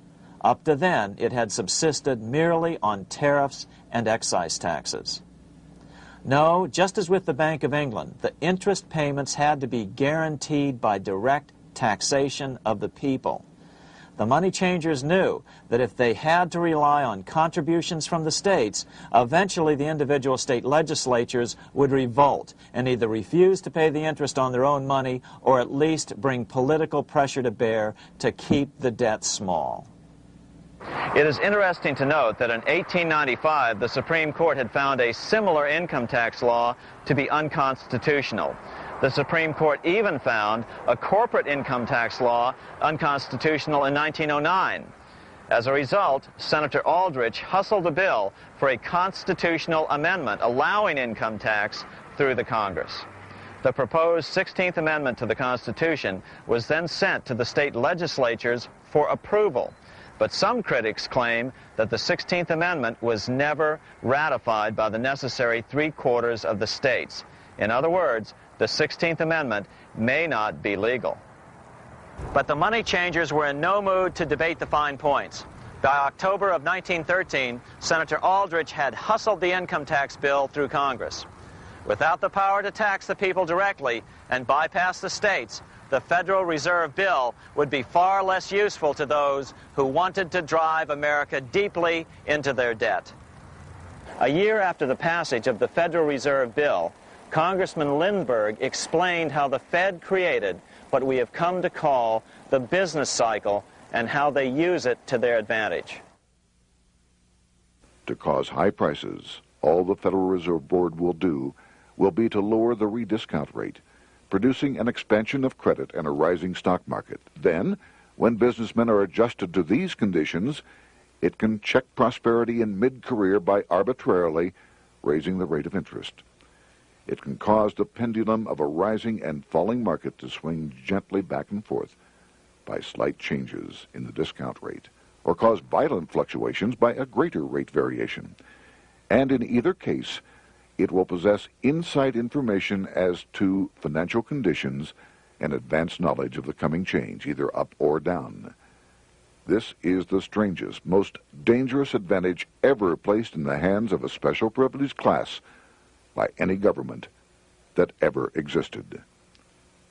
The system is private, conducted for the sole purpose of obtaining the greatest possible profits from the use of other people's money.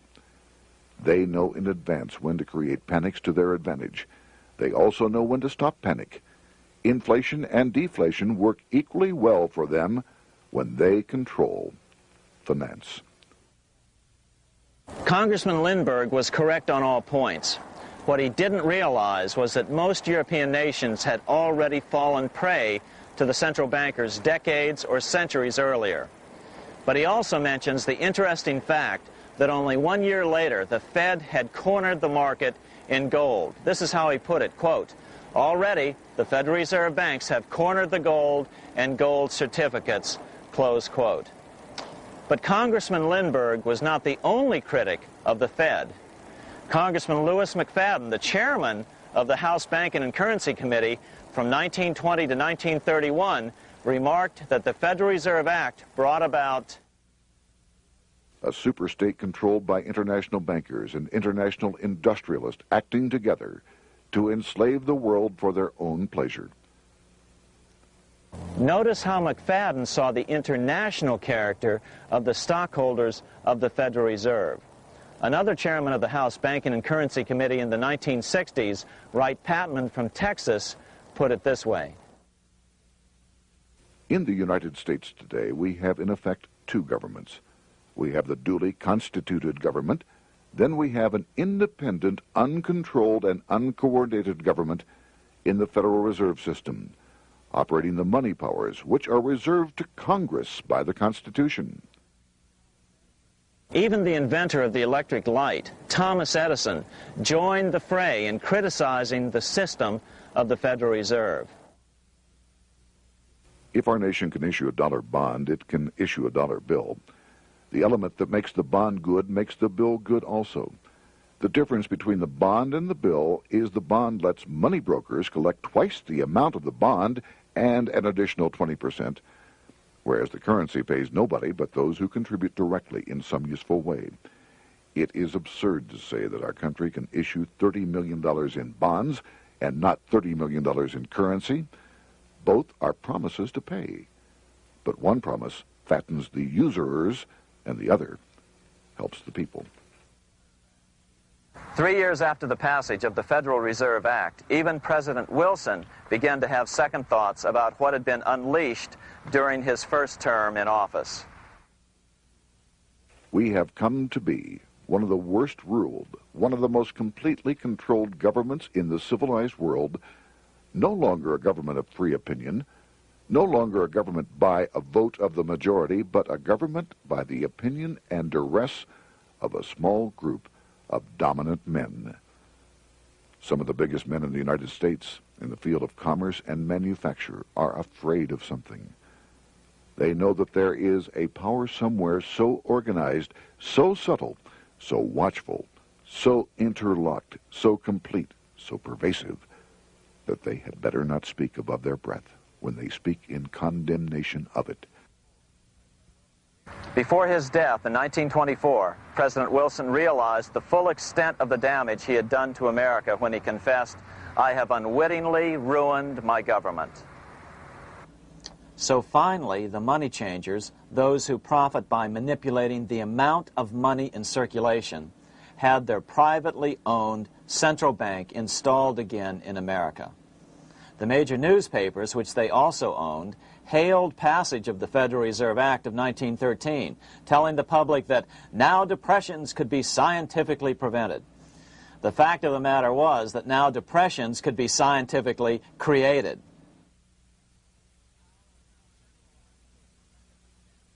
Power was now centralized to a tremendous extent. Now it was time for a war, a really big war. In fact, the First World War. Of course, to the central bankers, the political issues of war don't matter nearly as much as the profit potential, and nothing creates debts like warfare. England was the best example at that time. During the 119-year period between the founding of the Bank of England and Napoleon's defeat at Waterloo, England had been at war for 56 years, and much of the remaining time she'd been preparing for war. In World War I, the German Rothschilds loaned money to the Germans, the British Rothschilds loaned money to the British, and the French Rothschilds loaned money to the French. In America, J.P. Morgan was the sales agent for war materials to both the British and the French. In fact, 6 months into the war, Morgan became the largest consumer on earth, spending $10 million a day. His offices here at 23 Wall Street were mobbed by brokers and salesmen trying to cut a deal. In fact, it got so bad that the bank had to post guards at every door and at the partners' homes as well. Many other New York bankers made out as well from the war. President Wilson appointed Bernard Baruch to head the War Industries Board. According to historian James Perloff, both Baruch and the Rockefellers profited by some $200 million during the war. But profits were not the only motive. There was also revenge. The money changers never forgave the czars for their support of Lincoln during the Civil War. Also, Russia was the last major European nation to refuse to give in to the privately owned central bank scheme. 3 years after World War I broke out, the Russian Revolution toppled the Tsar and installed the scourge of communism. Jacob Schiff of Kuhn Loeb and Company bragged from his deathbed that he had spent $20 million towards the defeat of the Tsar. Money was funneled from England to support the revolution as well. Why would some of the richest men in the world financially back communism, the system that was openly vowing to destroy the so-called capitalism that made them wealthy? Researcher Gary Allen explained it this way. If one understands that socialism is not a share the wealth program, but is in reality a method to consolidate and control the wealth, then the seeming paradox of super-rich men promoting socialism becomes no paradox at all.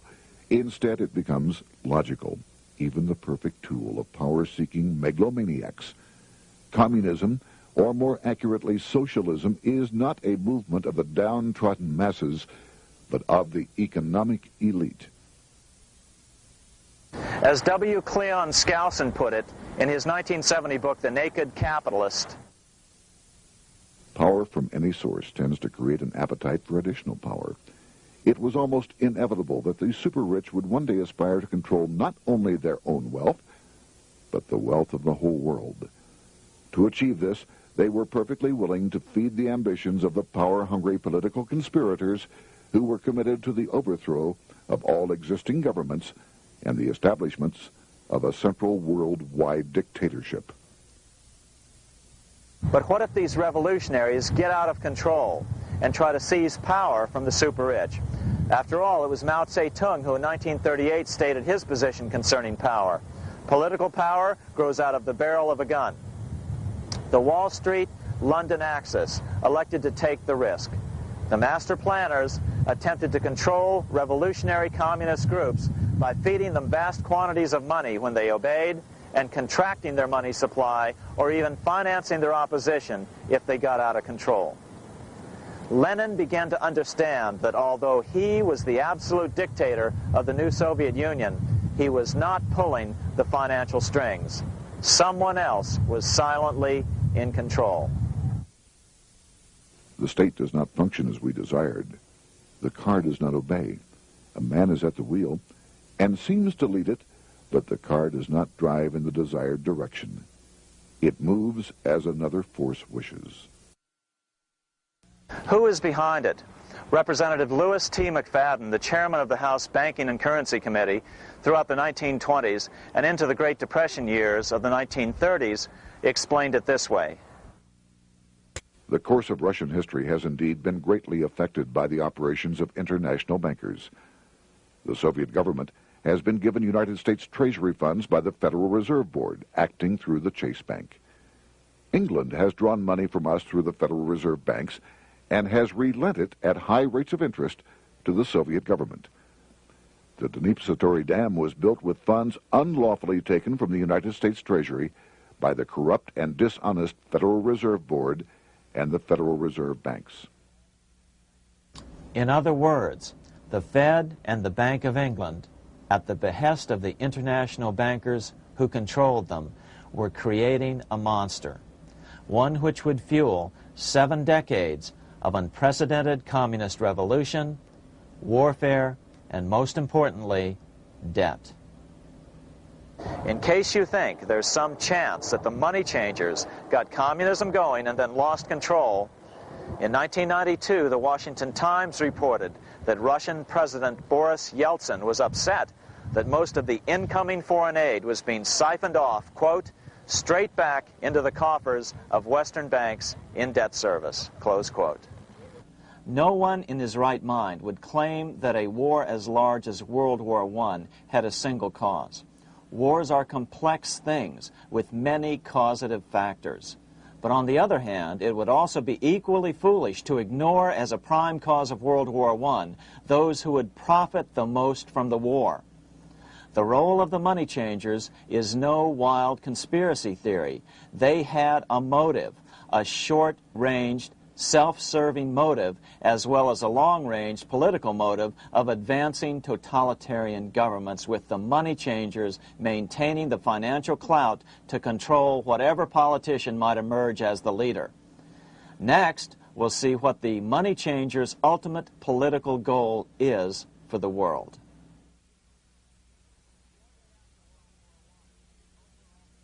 Shortly after World War I, the overall political agenda of the money changers began to be clear. Now that they controlled national economies individually, the next step was the ultimate form of consolidation, world government. The new world government proposal was given top priority at the Paris Peace Conference after World War I. It was called the League of Nations. But much to the surprise of Paul Warburg and Bernard Baruch, who attended the peace conference with President Wilson, the world was not yet ready to dissolve national boundaries.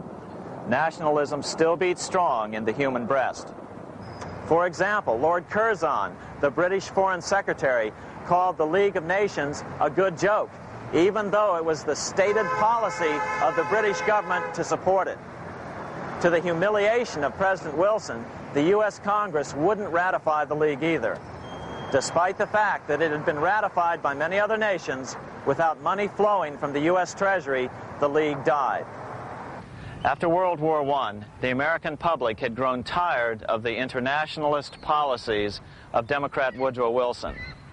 In the presidential election of 1920, Republican Warren Harding won a landslide victory with over 60% of the vote.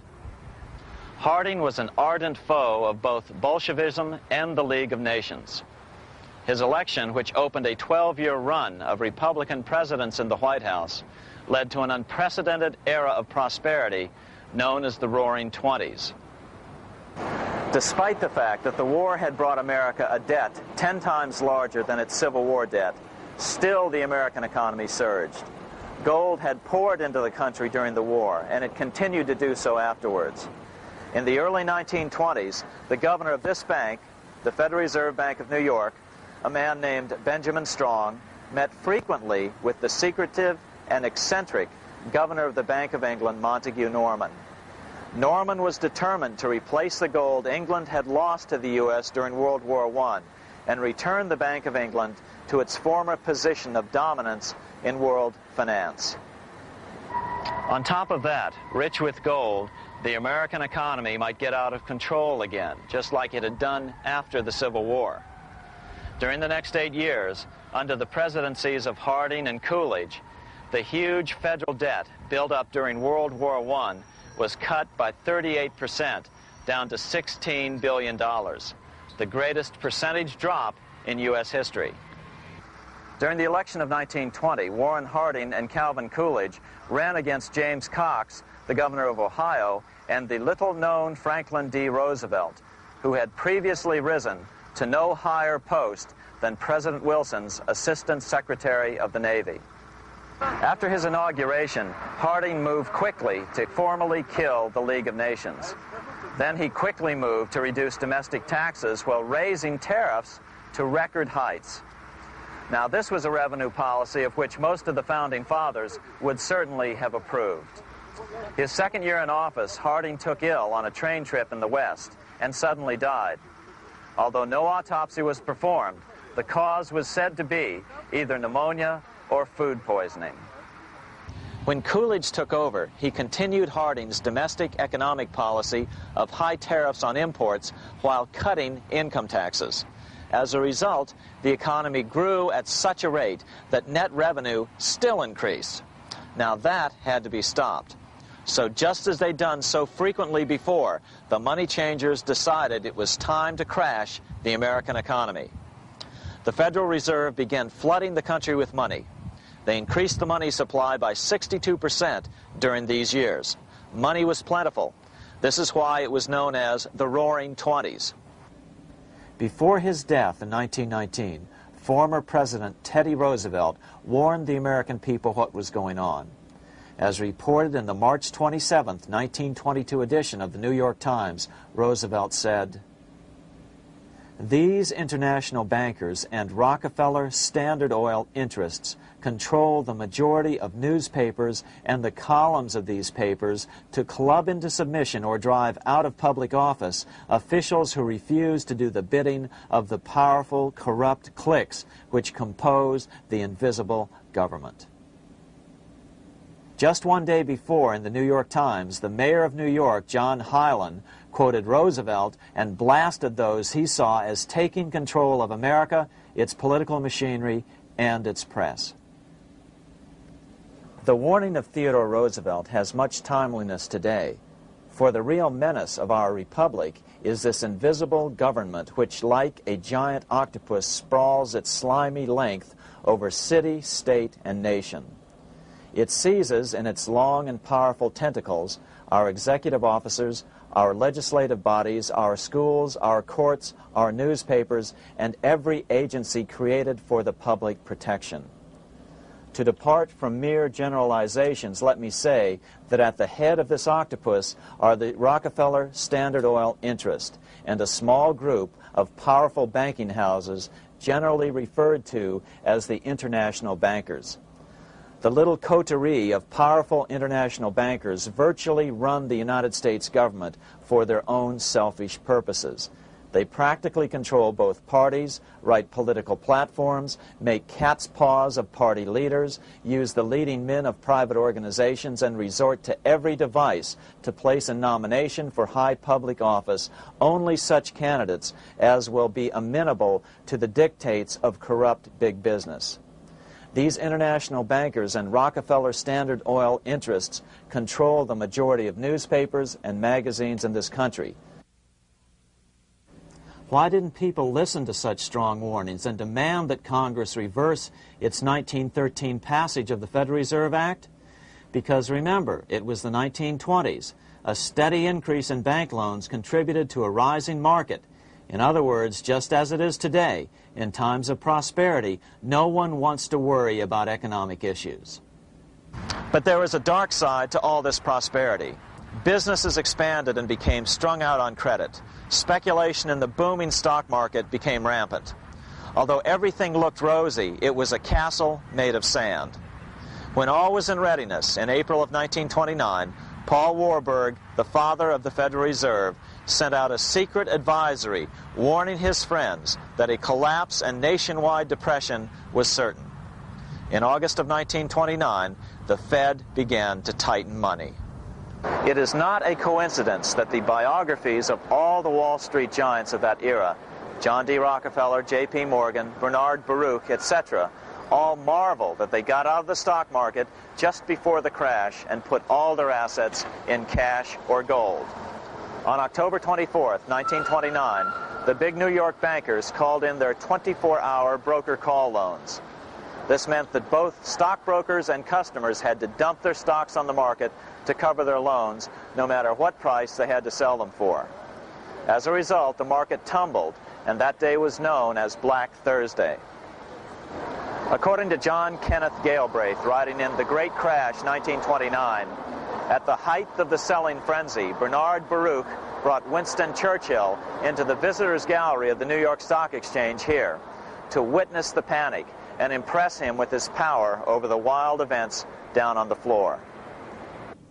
Congressman Louis McFadden, chairman of the House Committee on Banking and Currency from 1920 to 1931, knew who to blame. He accused the Fed and the international bankers of orchestrating the crash. It was not accidental. It was a carefully contrived occurrence. The international bankers sought to bring about a condition of despair here so that they might emerge as rulers of us all. But McFadden went even farther. He openly accused them of causing the crash in order to steal America's gold. In February 1931, in the midst of the Depression, he put it this way. I think it can hardly be disputed that the statesmen and financiers of Europe are ready to take almost any means to reacquire rapidly the gold stock which Europe lost to America as the result of World War I. Curtis Dahl, a broker for Lehman Brothers, was on the floor of the New York Stock Exchange the day of the crash. In his 1970 book, FDR, My Exploited Father-in-Law, he explained that the crash was triggered by the planned sudden shortage of call money in the New York money market. Actually, it was the calculated shearing of the public by the world money powers triggered by the planned sudden shortage of call money in the New York money market. Within a few weeks, $3 billion of wealth simply seemed to vanish. Within a year, $40 billion had been lost. But did it really disappear? Or was it simply consolidated in fewer hands? And what did the Federal Reserve do? Instead of moving to help the economy out by quickly lowering interest rates to stimulate the economy, the Fed continued to brutally contract the money supply further, deepening the Depression. Between 1929 and 1933, the Fed reduced the money supply by an additional 33%. Although most Americans have never heard that the Fed was the cause of the Depression, this is well known among top economists. Milton Friedman, the Nobel Prize-winning economist now of Stanford University, said the same thing in a National Public Radio interview in January of 1996. The Federal Reserve definitely caused the Great Depression by contracting the amount of currency in circulation by 1/3 from 1929 to 1933. But the money lost by most Americans during the Depression didn't just vanish. It was just redistributed into the hands of those who had gotten out just before the crash and had purchased gold, which is always a safe place to put your money just before a depression. But America's money also went overseas.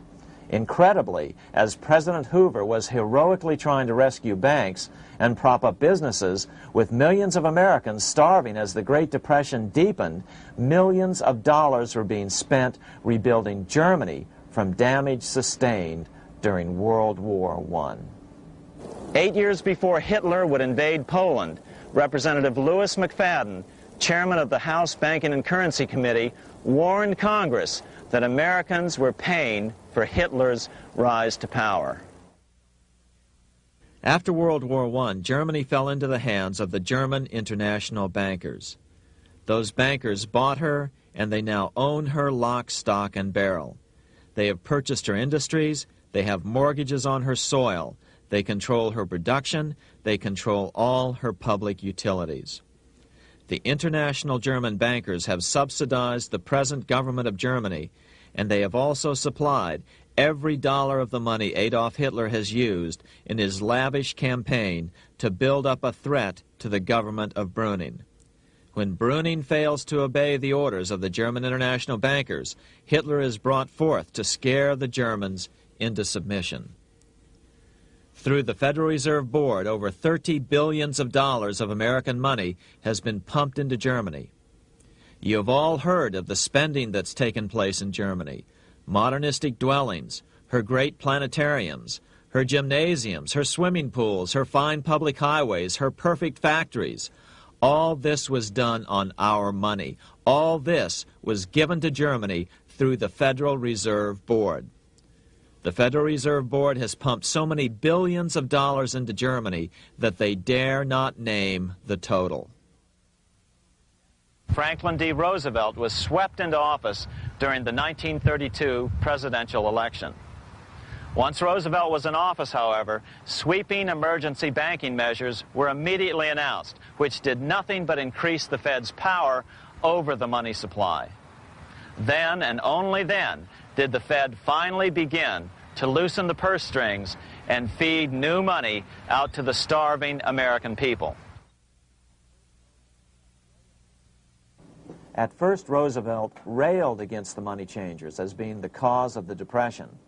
Believe it or not, this is what he said on March 4th, 1933, in his inaugural address. Practices of the unscrupulous money changers stand indicted in the court of public opinion, rejected by the hearts and minds of men. The money changers have fled from their high seats in the temple of our civilization. But 2 days later, Roosevelt declared a bank holiday and closed all banks. Later that year, Roosevelt outlawed private ownership of all gold bullion and all gold coins with the exception of rare coins. Most of the gold in the hands of the average American was in the form of gold coins. The new decree was, in effect, a confiscation. Those who didn't comply risk as much as 10 years in prison and a $10,000 fine, the equivalent of $100,000 today. Out in small-town America, some people didn't trust Roosevelt's order. Many were torn between keeping their hard-earned wealth or obeying the government. Those who did turn in their gold were paid the official price for it, $20.66 per ounce. So unpopular was the confiscation order that no one anywhere in government would take credit for authoring it. No congressman claimed it. At the signing ceremony, President Roosevelt made it clear to all present that he was not the author of it and publicly stated that he had not ever read it. Even his Secretary of the Treasury said he'd never read it either, saying it was, quote, what the experts wanted. Roosevelt convinced the public to give up their gold by saying that pooling the nation's resources was necessary to get America out of the Depression. With great fanfare, he ordered a new bullion depository built to hold the mountain of gold the U.S. government was illegally confiscating. By 1936, the U.S. Bullion Depository at Fort Knox was completed, and in January 1937, the gold began to flow into it. The rip-off of the ages was about to proceed. In 1935, once the gold had all been turned in, the official price of gold was suddenly raised to $35 per ounce. But the catch was, only foreigners could sell their gold at the new higher price. The money changers who had heeded Warburg's note and gotten out of the stock market just before the crash and bought gold at $20.66 per ounce, then shipped it to London, could now bring it back and sell it back to the government, nearly doubling their money while the average American starved. The Fort Knox Bullion Depository sits here in the middle of the Fort Knox Military Reservation, 30 miles southwest of Louisville, Kentucky. This was as close as we were permitted to get to the depository despite years of letters from members of Congress to allow our film crew inside. The 4-acre grounds immediately surrounding the building are guarded by an electrified steel fence, an open moat, and 4 machine-gun-armed guard pillboxes at the structure's corners. When the gold began arriving on January 13, 1937, there was unprecedented security. Thousands of official guests watched the arrival of a 9-car train from Philadelphia, guarded by armed soldiers, postal inspectors, Secret Servicemen, and guards from the U.S. Mint. It was all great theater. America's gold supply from across the land had been pooled, supposedly for the public benefit, and then safely tucked into Fort Knox.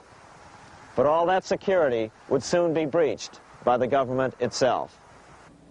Now the stage was set for a really big war, one which would pile up debt far beyond that of World War I. For example, in 1944 alone, the U.S. national income was only $183 billion, yet $103 billion was spent on the war. This was 30 times the spending rate during World War I. In fact, the American taxpayer picked up 55% of the total Allied cost of the war. But equally important, virtually every nation involved in World War II greatly multiplied their debt.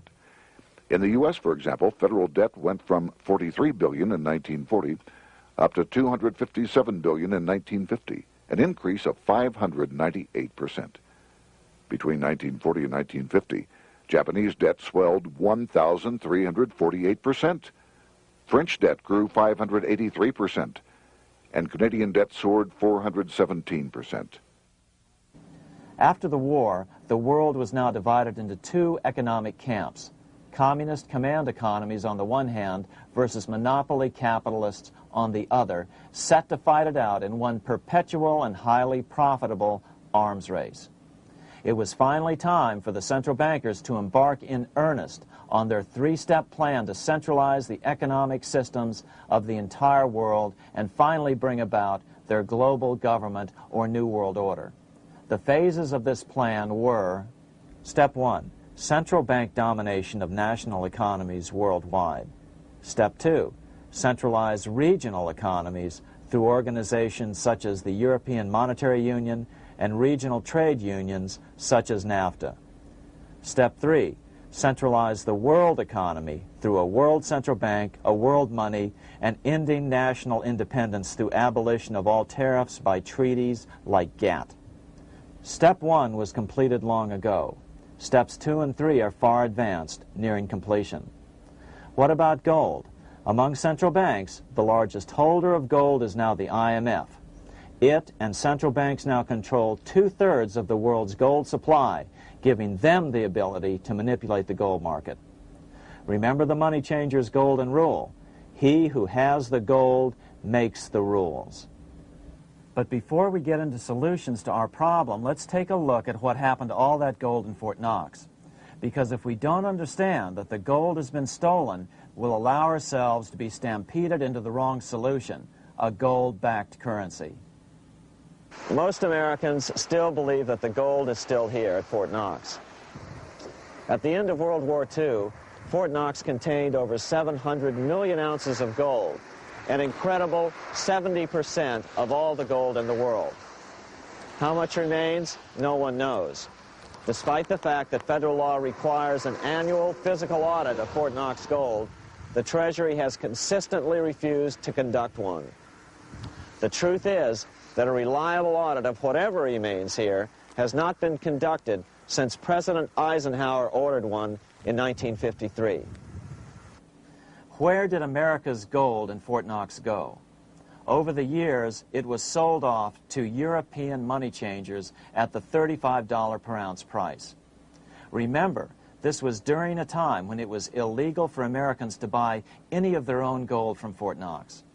In fact, there was a very infamous case where the Firestone family set up a string of dummy corporations to purchase Fort Knox gold and keep it in Switzerland, never hitting U.S. shores. They were eventually caught, however, and successfully prosecuted. Finally, by 1971, all the pure gold had been secretly removed from Fort Knox, drained back to London. Once the gold was gone from Fort Knox, President Nixon closed the gold window by repealing Roosevelt's Gold Reserve Act of 1934, finally making it legal once again for Americans to buy gold. Naturally, gold prices immediately began to soar. 9 years later, gold sold for $880 per ounce, 25 times what the gold in Fort Knox was sold for. One would think that eventually someone in the government would get wind of what was happening and blow the whistle. The largest fortune in the history of the world stolen. Shades of the old James Bond film, Goldfinger. Well, as a matter of fact, Ian Fleming, the author of the James Bond series, was head of the British counterintelligence service, MI5. Some believe in the intelligence community that he wrote much of his fiction as a warning, as many authors of fiction do. If the removal of all the good delivery gold from Fort Knox can be viewed as a deliberate raid on the U.S. Treasury, then such an operation might well have been years in the making, namely 40 years. Certainly enough time for Fleming to get wind of it and try to prevent it. So just how did the story of the Fort Knox gold robbery get out? It all started with an article in a New York periodical in 1974. The article charged that the Rockefeller family was manipulating the Federal Reserve to sell off Fort Knox gold at bargain basement prices to anonymous European speculators. 3 days later, the anonymous source of the story, Louise Auchincloss Boyer, mysteriously fell to her death from the window of her 10th floor apartment in New York. How would Mrs. Boyer have known of the Rockefeller connection to the Fort Knox gold heist? She was the longtime secretary of Nelson Rockefeller. For the next 14 years, this man, Ed Durrell, a wealthy Ohio industrialist, devoted himself to a quest for the truth concerning the Fort Knox gold. He wrote thousands of letters to over 1,000 government and banking officials, trying to find out how much gold was really left and where the rest of it had gone. Edith Roosevelt, the granddaughter of President Teddy Roosevelt, questioned the actions of the government in a March 1975 edition of the New Hampshire Sunday News. Allegations of missing gold from our Fort Knox vaults are being widely discussed in European financial circles. But what is puzzling is that the administration is not hastening to demonstrate conclusively that there is no cause for concern over our gold treasure, if indeed it is in a position to do so. Unfortunately, Ed Durrell never did accomplish his primary goal, a full audit of the gold reserves in Fort Knox. It's incredible that the world's greatest treasure has had little accounting or auditing. This gold belonged to the American people, not the Federal Reserve and their foreign owners. One thing is certain, the government could blow all of this speculation away in a few days with a well-publicized audit under the searing lights of media cameras. It has chosen not to do so. One must conclude that they are afraid of the truth such an audit would reveal. What is the government so afraid of? Here's the answer. When President Ronald Reagan took office in 1981, his conservative friends urged him to study the feasibility of returning to a gold standard as the only way to curb government spending. It sounded like a reasonable alternative, so President Reagan appointed a group of men called the Gold Commission to study the situation and report back to Congress. What Reagan's Gold Commission reported back to Congress in 1982 was the following shocking revelation concerning gold. The U.S. Treasury owned no gold at all. All the gold that was left in Fort Knox was now owned by the Federal Reserve, a group of private bankers, as collateral against the national debt. The truth of the matter is that never before has so much money been stolen from the hands of the general public and put into the hands of a small group of private investors, the money changers.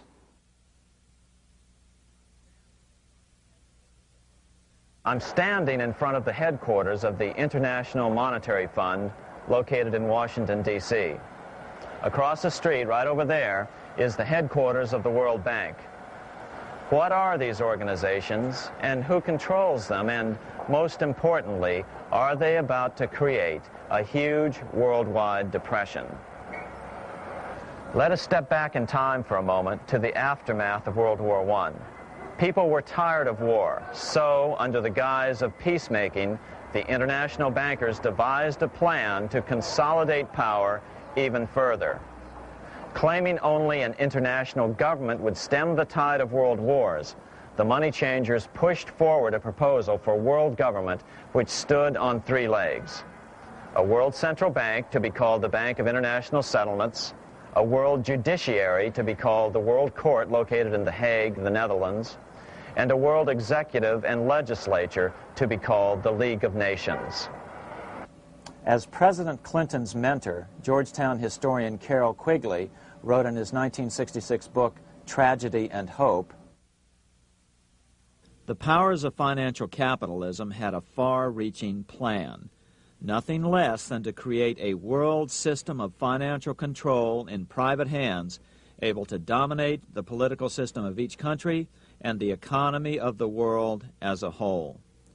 This system was to be controlled in a feudalistic fashion by the central banks of the world, acting in concert by secret agreements arrived at in frequent meetings and conferences.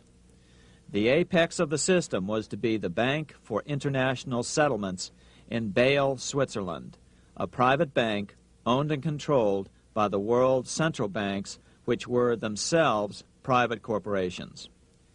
Each central bank sought to dominate its government by its ability to control treasury loans, to manipulate foreign exchanges, to influence the level of economic activity in the country, and to influence cooperative politicians by subsequent economic rewards in the business world.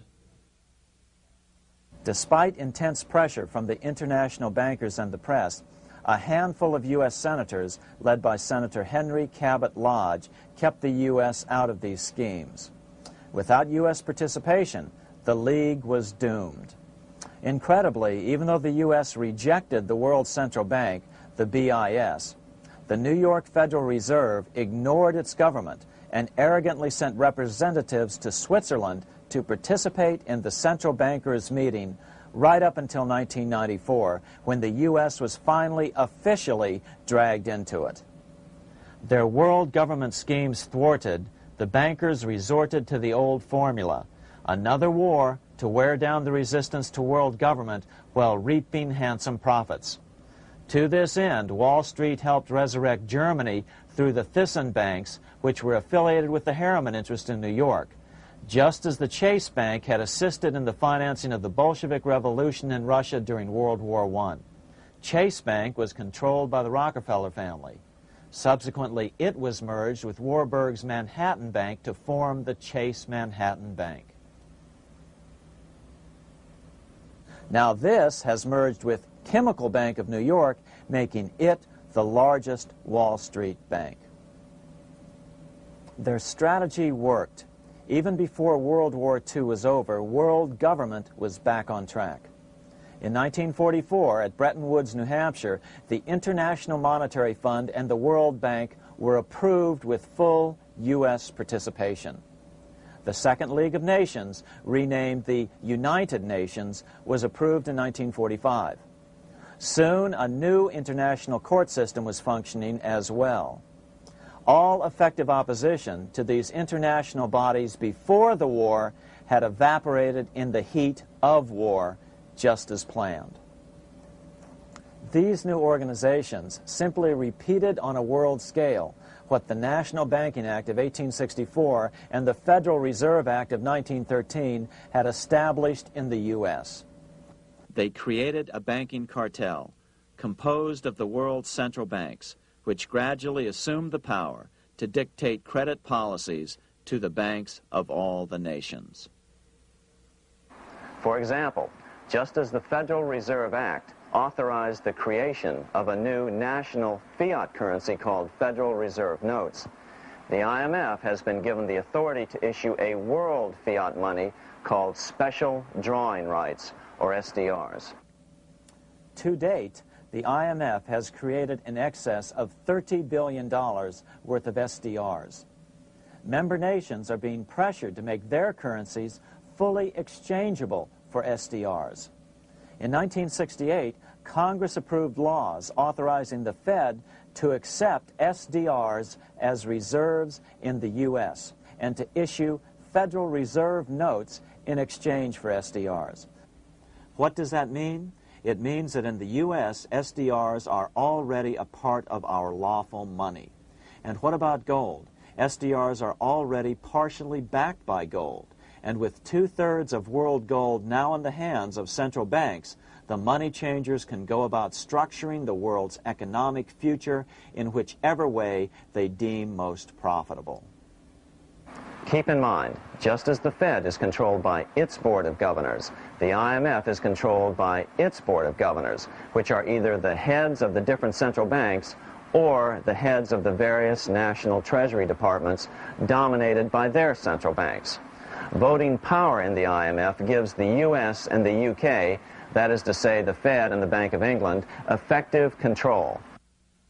Just as the Fed controls the amount of money in the U.S., the BIS, IMF, and World Bank control the money supply for the world. So we see the repetition of the old goldsmith's fraud replicated on the national scale with central banks like the Fed and on the international scale by the three arms of the World Central Bank. Is this organization of the BIS, the IMF, and the World Bank, which we refer to collectively as the World Central Bank, presently expanding and contracting world credit? Yes. Regulations put into effect in 1988 by the BIS required the world's bankers to raise their capital and reserves to 8% of liabilities by 1992. Increased capital requirements put an upper limit to the fractional reserve lending, similar to the way cash reserve requirements do. What has this seemingly insignificant regulation made in a Swiss city 8 years ago meant to the world? It means our banks cannot loan more and more money to buy more and more time before the next depression, as a maximum loan ratio is now set. It means those nations with the lowest bank reserves in their systems have already felt the terrible effects of this credit contraction as their banks scrambled to raise money to increase their reserves to 8%. To raise the money, they had to sell stocks, which depressed their stock markets and began the depression first in their countries. Japan, which in 1988 had among the lowest capital and reserve requirements and thus was the most affected by the regulation, has experienced a financial crash which began almost immediately in 1989, which has wiped out a staggering 50% of the value of its stock market since 1990 and 60% of the value of its commercial real estate. the Bank of Japan has lowered its interest rates to 0.5%, practically giving away money to resurrect the economy, but still the depression worsens. Due to the $20 billion U.S. bailout of Mexico, the financial collapse in that nation is already known here. Yet despite the bailout, the economy continues to be a disaster. One huge debt after another is rolled over as new loans are being made simply to enable Mexico to pay the interest on the old loans. In the south of Mexico, the poor have been in open revolt as every spare peso is being siphoned out of the country to make interest payments. It is important to note that a radical transfer of power is taking place as nations become subservient to a supranational world central bank controlled by a handful of the world's richest bankers. As the IMF creates more and more SDRs by the stroke of a pen on IMF ledgers, more and more nations borrow them to pay interest on their mounting debts and gradually fall under the control of the faceless bureaucrats of the World Central Bank. As the worldwide depression worsens and spreads, this will give the World Central Bank the power of economic life and death over these nations. It will decide which nations will be permitted to receive further loans and which nations will starve. Despite all the rhetoric about development and the alleviation of poverty, the result is a steady transfer of wealth from the debtor nations to the money changers' central banks which control the IMF and the World Bank. For example, in 1992, the Third World debtor nations, which borrowed from the World Bank, paid $198 million more to the central banks of the developed nations for World Bank-funded purposes than they received from the World Bank. All this increases their permanent debt in exchange for temporary relief of poverty caused by prior borrowings. Already, these repayments exceed the amount of the new loans. By 1992, Africa's external debt had reached $290 billion, 2.5 times greater than in 1980, resulting in skyrocketing infant mortality rates and unemployment, deterioration of schools, housing, and the general health of the people. The entire world faces the immeasurable suffering already destroying the Third World and now Japan, all for the benefit of the money changers. As one prominent Brazilian politician put it, "The Third World War has already started. It is a silent war, not for that reason any less sinister. The war is tearing down Brazil, Latin America, and practically all the Third World. Instead of soldiers dying, there are children. It is a war over the Third World debt, one which has as its main weapon interest, a weapon more deadly than the atom bomb, more shattering than a laser beam."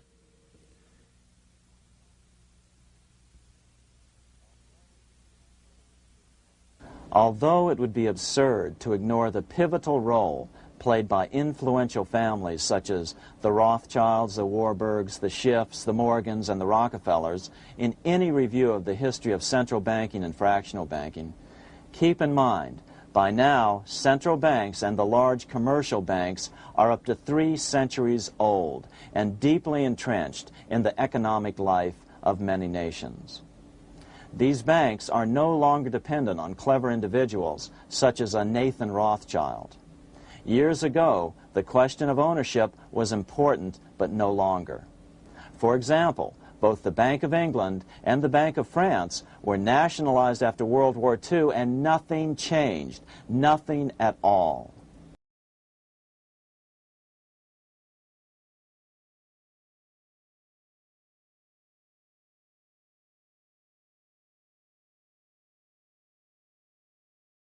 They endure and continue to grow, now protected by numerous laws, paid politicians, and mortgaged media, untouched by the changing of generations.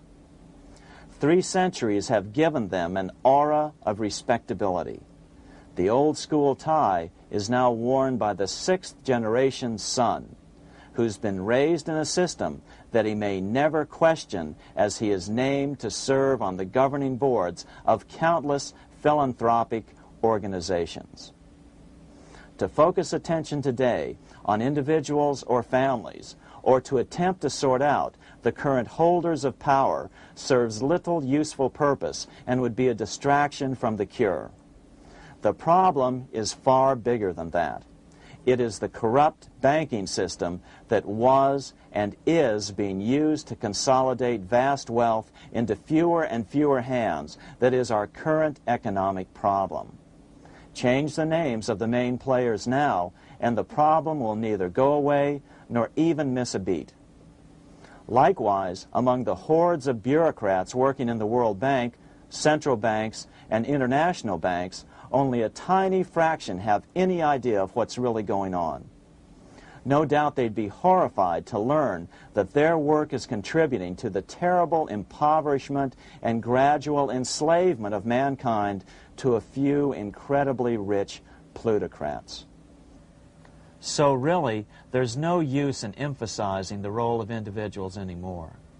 And the problem even transcends the normal spectrum of political right and left. Both communism and socialism, as well as monopoly capitalism, have been used by the money changers. Today, they profit from either side of the new political spectrum. The big government welfare state on the so-called left wing versus the neoconservative laissez-faire capitalists who want big government totally out of their lives on the right wing.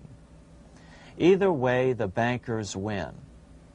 Monetary reform is the most important political issue facing this nation.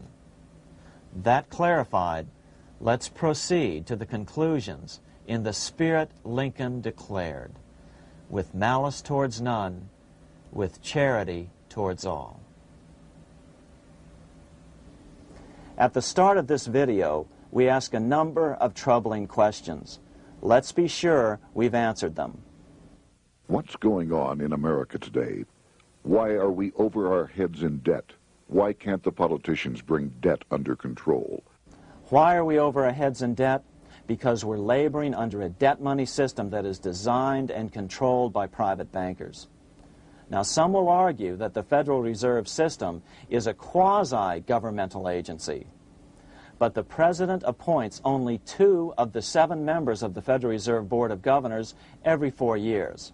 And he appoints them to 14-year terms, far longer than his own. The Senate does confirm those appointments, but the whole truth is that the President wouldn't dare appoint anyone to that board of whom Wall Street does not approve. Of course, this does not preclude the possibility that some honorable men may be appointed to the Board of Governors.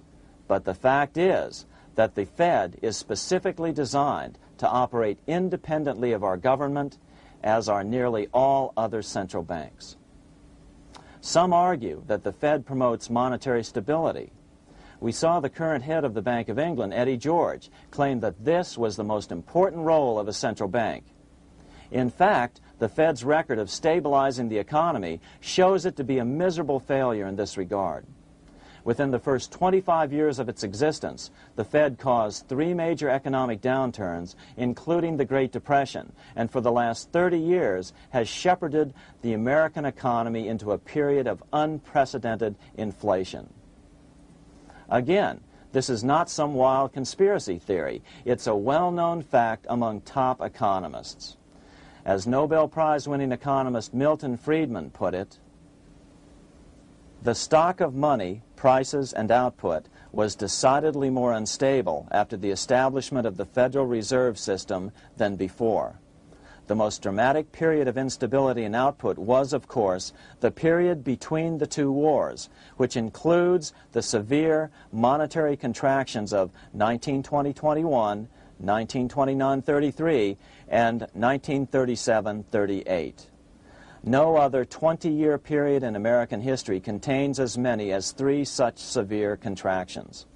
This evidence persuades me that at least a third of the price rise during and just after World War I is attributable to the establishment of the Federal Reserve System, and that the severity of each of the major contractions, 1920-21, 1929-33, and 1937-38, is directly attributable to acts of commission and omission by the reserve authorities. Any system which gives so much power and so much discretion to a few men so that mistakes, excusable or not, can have such far-reaching effects is a bad system. It is a bad system to believers in freedom just because it gives a few men such power without any effective check by the body politic. This is the key political argument against an independent central bank. To paraphrase Clemenceau, money is much too serious a matter to be left to the central bankers. We must learn from our history before it is too late. Why can't politicians control the federal debt? Because all our money is created out of debt. Again, it's a debt money system. Our money is created initially by the purchase of U.S. bonds.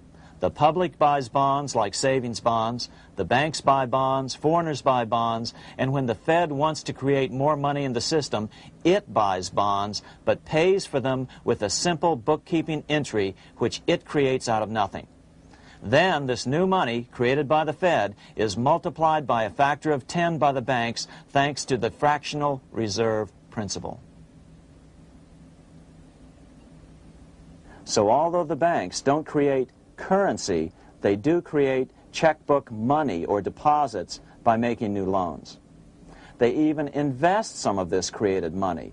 In fact, over $1 trillion of this privately created money has been used to purchase U.S. bonds on the open market, which provides the banks with roughly $50 billion in interest, risk-free, each year, less the interest they pay to some depositors. In this way, through fractional reserve lending, banks create over 90% of the money and therefore cause over 90% of our inflation. What can we do about all this? Fortunately, there's a way to fix the problem fairly easily, speedily, and without any serious financial problems. We can get our country totally out of debt in 1 to 2 years by simply paying off these U.S. bonds with debt-free U.S. notes, just like Lincoln issued. Of course, that by itself would create tremendous inflation, since our currency is presently multiplied by the fractional reserve banking system. But here's the ingenious solution, advanced in part by Milton Friedman, to keep the money supply stable and avoid inflation and deflation while the debt is retired. As the Treasury buys up its bonds on the open market with U.S. notes, the reserve requirements of your hometown local bank will be proportionally raised, so the amount of money in circulation remains constant. As those holding bonds are paid off in U.S. notes, they will deposit this money, thus making available the currency then needed by the banks to increase their reserves. Once all the U.S. bonds are replaced with U.S. notes, banks will be at 100% reserve banking instead of the fractional reserve system currently in use. From this point on, the former Fed buildings will only be needed as a central clearinghouse for checks and as vaults for U.S. notes. The Federal Reserve Act will no longer be necessary and could be repealed. Monetary power can be transferred back to the Treasury Department. There would be no further creation or contraction of money by banks. By doing it this way, our national debt can be paid off in a single year or so, and the Fed and fractional reserve banking abolished, without national bankruptcy, financial collapse, inflation or deflation, or any significant change in the way the average American goes about his business. To the average person, the primary difference would be that for the first time since the Federal Reserve Act was passed in 1913, taxes would begin to go down. Now there's a real national blessing for you, rather than for Hamilton's banker friends. Now let's take a look at these proposals in more detail. Here are the main provisions of a Monetary Reform Act which needs to be passed by Congress. We've drafted a proposed Monetary Reform Act which follows at the end of this tape. Of course, variations with the same results would be equally welcome. 1. Pay off the debt with debt-free U.S. notes. As Thomas Edison put it, if the U.S. can issue a dollar bond, it can issue a dollar bill. They both rest purely on the faith and credit of the United States government. This amounts to a simple substitution of one type of government obligation for another. One bears interest, the other doesn't. Federal Reserve notes could be used for this as well, but could not be printed after the Fed's abolished as we propose, so we suggest using U.S. notes instead. 2. Abolish fractional reserve banking. As the debt is paid off, the reserve requirements of all banks and financial institutions would be raised proportionally at the same time to absorb the new U.S. notes, which would be deposited and become the bank's increased reserves. Towards the end of the first year of the transition period, the remaining liabilities of financial institutions would be assumed or acquired by the U.S. government in a one-time operation. In other words, they too would eventually be paid off with debt-free U.S. notes in order to keep the total money supply stable. At the end of the first year or so, all of the national debt would be paid, and we could start enjoying the benefits of full reserve banking.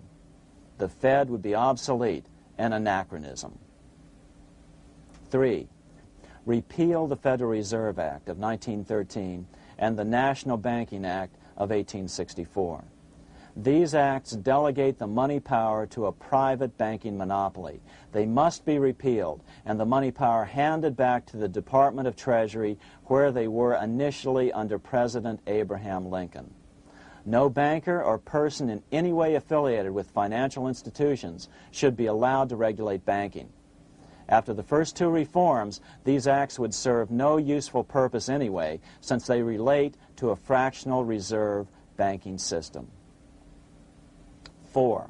Withdraw the U.S. from the IMF, the BIS, and the World Bank. These institutions, like the Federal Reserve, are designed to further centralize the power of the international bankers over the world's economy, and the U.S. must withdraw from them. Their harmless functions, such as currency exchange, can be accomplished either nationally or in new organizations limited to those functions. Such a monetary reform act would guarantee that the amount of money in circulation would stay very stable, causing neither inflation nor deflation. Remember, for the last 3 decades, the Fed has doubled the American money supply every 10 years. That fact and fractional reserve banking are the real causes of inflation and the reduction in our buying power, a hidden tax. These and other taxes are the real reasons both parents now have to work just to get by. The money supply should increase slowly to keep prices stable, roughly in proportion to population growth, about 3% per year, not at the whim of a group of bankers meeting in secret. In fact, all future decisions on how much money will be in the American economy must be made based on statistics of population growth and the price level index. The new monetary regulators and the Treasury Department, perhaps called the Monetary Committee, would have absolutely no discretion in this matter except in time of declared war. This would ensure a steady, stable money growth of roughly 3% per year, resulting in stable prices and no sharp changes in the money supply.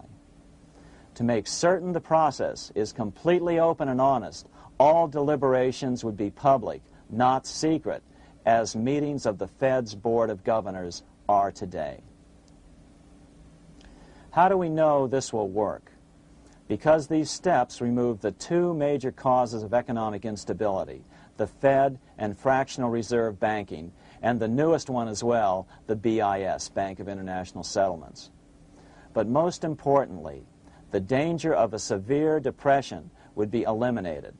Let's listen to Milton Friedman on the single cause of severe economic depressions. I know of no severe depression in any country or any time that was not accompanied by a sharp decline in the stock of money, and equally of no sharp decline in the stock of money that was not accompanied by a severe depression. Issuing our own currency is not a radical solution. It's been advocated by Presidents Jefferson, Madison, Jackson, Van Buren, and Lincoln. but it's been used at different times throughout Europe as well. Perhaps the best example is one of the small islands off the coast of France in the English Channel. Called Guernsey, it's been using debt-free money issues to pay for large building projects for nearly 200 years. Here we are on Guernsey, and this is the Guernsey Flower and Vegetable Market. Guernsey is one of the most successful examples of just how well a debt-free money system can work. In 1815, a committee was appointed to investigate how best to finance this new market. The impoverished island could not afford more new taxes, so the state's fathers decided to try a revolutionary idea: issue their own paper money. They were just colorful paper notes, backed by nothing, but the people of this tiny island agreed to accept them and trade with them. To be sure they circulated widely, they were declared to be good for the payment of taxes. Of course, this idea was nothing new. It was exactly what America had done before the American Revolution, and there are many other examples throughout the world. But it was new to Guernsey, and it worked miracles. This market is still in use, and remember, it was built for no debt to the people of this island state. But what if we follow Guernsey's example? How would the bankers react to these reforms? Certainly the international bankers cartel will oppose reforms that do away with their control of the world's economies as they have in the past. But it is equally certain that Congress has the constitutional authority and responsibility to authorize the issuance of debt-free money, U.S. notes, and to reform the very banking laws it ill-advisedly enacted. Undoubtedly, the bankers will claim that issuing debt-free money will cause severe inflation or make other dire predictions. But remember, it is fractional reserve banking which is the real cause of over 90% of all inflation, not whether debt-free U.S. notes are used to pay for government deficits. In the current system, any spending excesses on the part of Congress are turned into more debt bonds, and the 10% purchased by the Fed are then multiplied many times over by the bankers, causing over 90% of all inflation. Our fractional reserve and debt-based banking system is the problem. We must ignore its inevitable resistance to reform and remain firm until the cure is complete. As the director of the Bank of England in the 1920s, Sir Josiah Stamp put it, referring to this modern fractional reserve banking system, banking is conceived in iniquity and born in sin. Bankers own the earth. Take it away from them, but leave them the power to create money and control credit, and with the flick of a pen, they will create enough money to buy it back again. Take this great power away from the bankers, and all great fortunes like mine will disappear, and they ought to disappear, for this would be a better and happier world to live in. But if you want to continue the slaves of bankers and pay the cost of your own slavery, let them continue to create money and to control credit. Americans are slowly figuring this out. Today, over 3,200 cities and counties have endorsed the proposal of a nonprofit organization called Sovereignty. The Sovereignty movement calls for Congress to authorize the Secretary of the Treasury to issue $90 billion per year of U.S. notes, not Federal Reserve notes nor debt-based bonds, to loan money interest-free to cities, counties, and school districts for needed capital improvements. Remarkably, and to their praise, the Community Bankers Association of Illinois, representing 515 member banks, has endorsed this sovereignty proposal, a good step in the right direction. As Milton Friedman has repeatedly pointed out, no severe depression can occur without a severe contraction of money. In our system, only the Fed, the Bank of International Settlements, with U.S. bankers' cooperation, or a combination of the largest Wall Street banks could cause a depression. In other words, our economy is so huge and resilient, a depression just can't happen by accident. Unless we reform our banking system, they will always have that power. They can pull the plug on our economy any time they choose.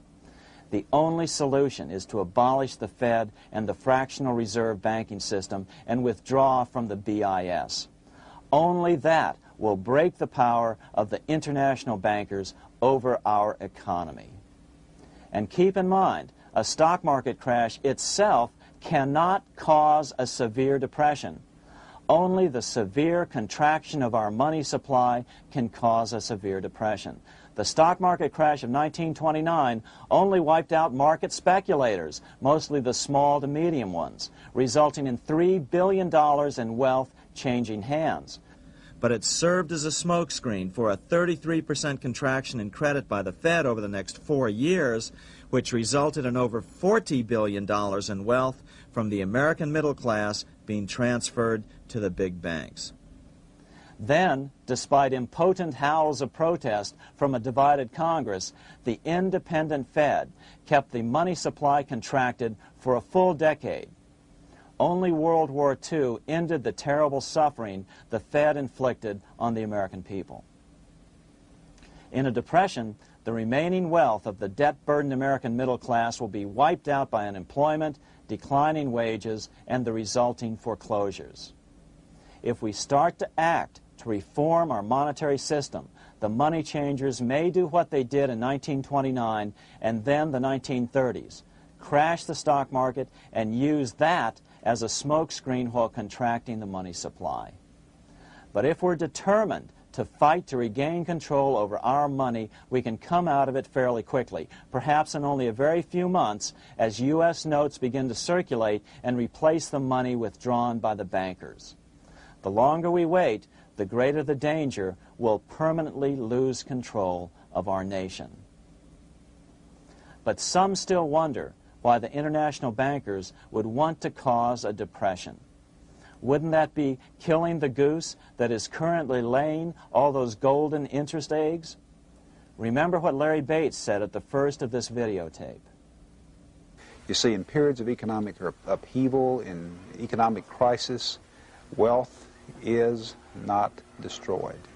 It is merely transferred. Do we have any hints as to what the money changers have in store for us? Here's what David Rockefeller, the chairman of Chase Manhattan Bank, the largest Wall Street bank, had to say. We are on the verge of a global transformation. All we need is the right major crisis and the nation will accept the New World Order. So, crisis is needed to fulfill their plans quickly. The only question is when the crisis will occur. Fortunately, we probably have a little time. It's unlikely that this crisis will occur before the 1996 elections, but after that, the danger begins rising. But whether or not they decide to cause a crash or a depression through relentless increases in taxes and the loss of hundreds of thousands of jobs being sent overseas thanks to trade agreements such as GATT and NAFTA, the American middle class is an endangered species. Cheaper labor, including slave labor in Red China, which Harry Wu has heroically documented, is being used to compete with American labor. In other words, money is being consolidated in fewer and fewer hands as never before in the history of this nation or the world. Without reform, the American middle class will soon be extinct, leaving only the very rich few and the very many poor, as has already occurred in most of the world. We've been warned of all this by congressmen, presidents, industrialists, and economists down through the years. Religious leaders, too, have seen the danger. About 1898, during the time of William Jennings Bryan, Pope Leo XIII put it this way. On the one side, there is the party which holds the power because it holds the wealth, which has in its grasp all labor and all trade, which manipulates for its own benefit and its own purposes all the sources of supply, and which is powerfully represented in the councils of state itself. On the other side, there is the needy and powerless multitude, sore and suffering. Rapacious usury, which, although more than once condemned by the Church, is nevertheless under a different form, but with the same guilt, still practiced by avaricious and grasping men, so that a small number of very rich men have been able to lay upon the masses of the poor a yoke little better than slavery itself. More recently, during America's Great Depression, Pope Pius XI spoke of the same problem. In our days, not alone is wealth accumulated, but immense power and despotic economic domination is concentrated in the hands of a few. This power becomes particularly irresistible when exercised by those who, because they hold and control money, are able also to govern credit and determine its allotment. For this reason, supplying, so to speak, the lifeblood to the entire economic body and grasping, as it were, in their hands the very soul of the economy, so that no one dare breathe against their will. Educate your friends. Our country needs a solid group who really understand how our money is manipulated and what the solutions really are. Because if a depression comes, there will be those who call themselves conservatives who will come forward advancing solutions framed by the international bankers. Beware of calls to return to a gold standard. Why? Simple, because never before has so much gold been so concentrated outside of American hands. And never before has so much gold been in the hands of international governmental bodies such as the World Bank and International Monetary Fund. A gold-backed currency usually brings despair to a nation, and to return to it would certainly be a false solution in our case. Remember, we had a gold-backed currency in 1929 and during the first 4 years of the Great Depression. Likewise, beware of any plans advanced for a regional or world currency. This is the international bankers' Trojan horse.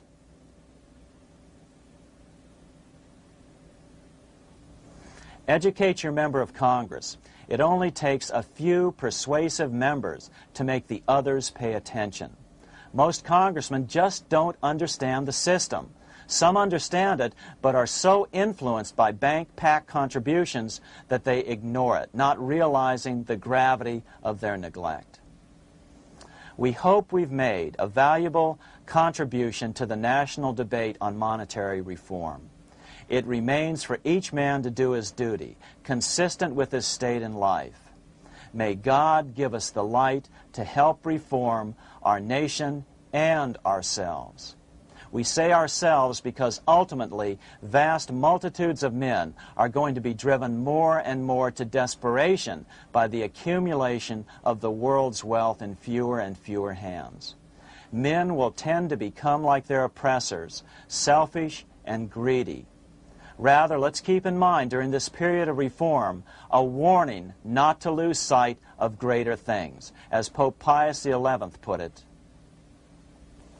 For what will it profit men that a more prudent distribution and use of riches make it possible for them to gain even the whole world, if thereby they suffer the loss of their own souls?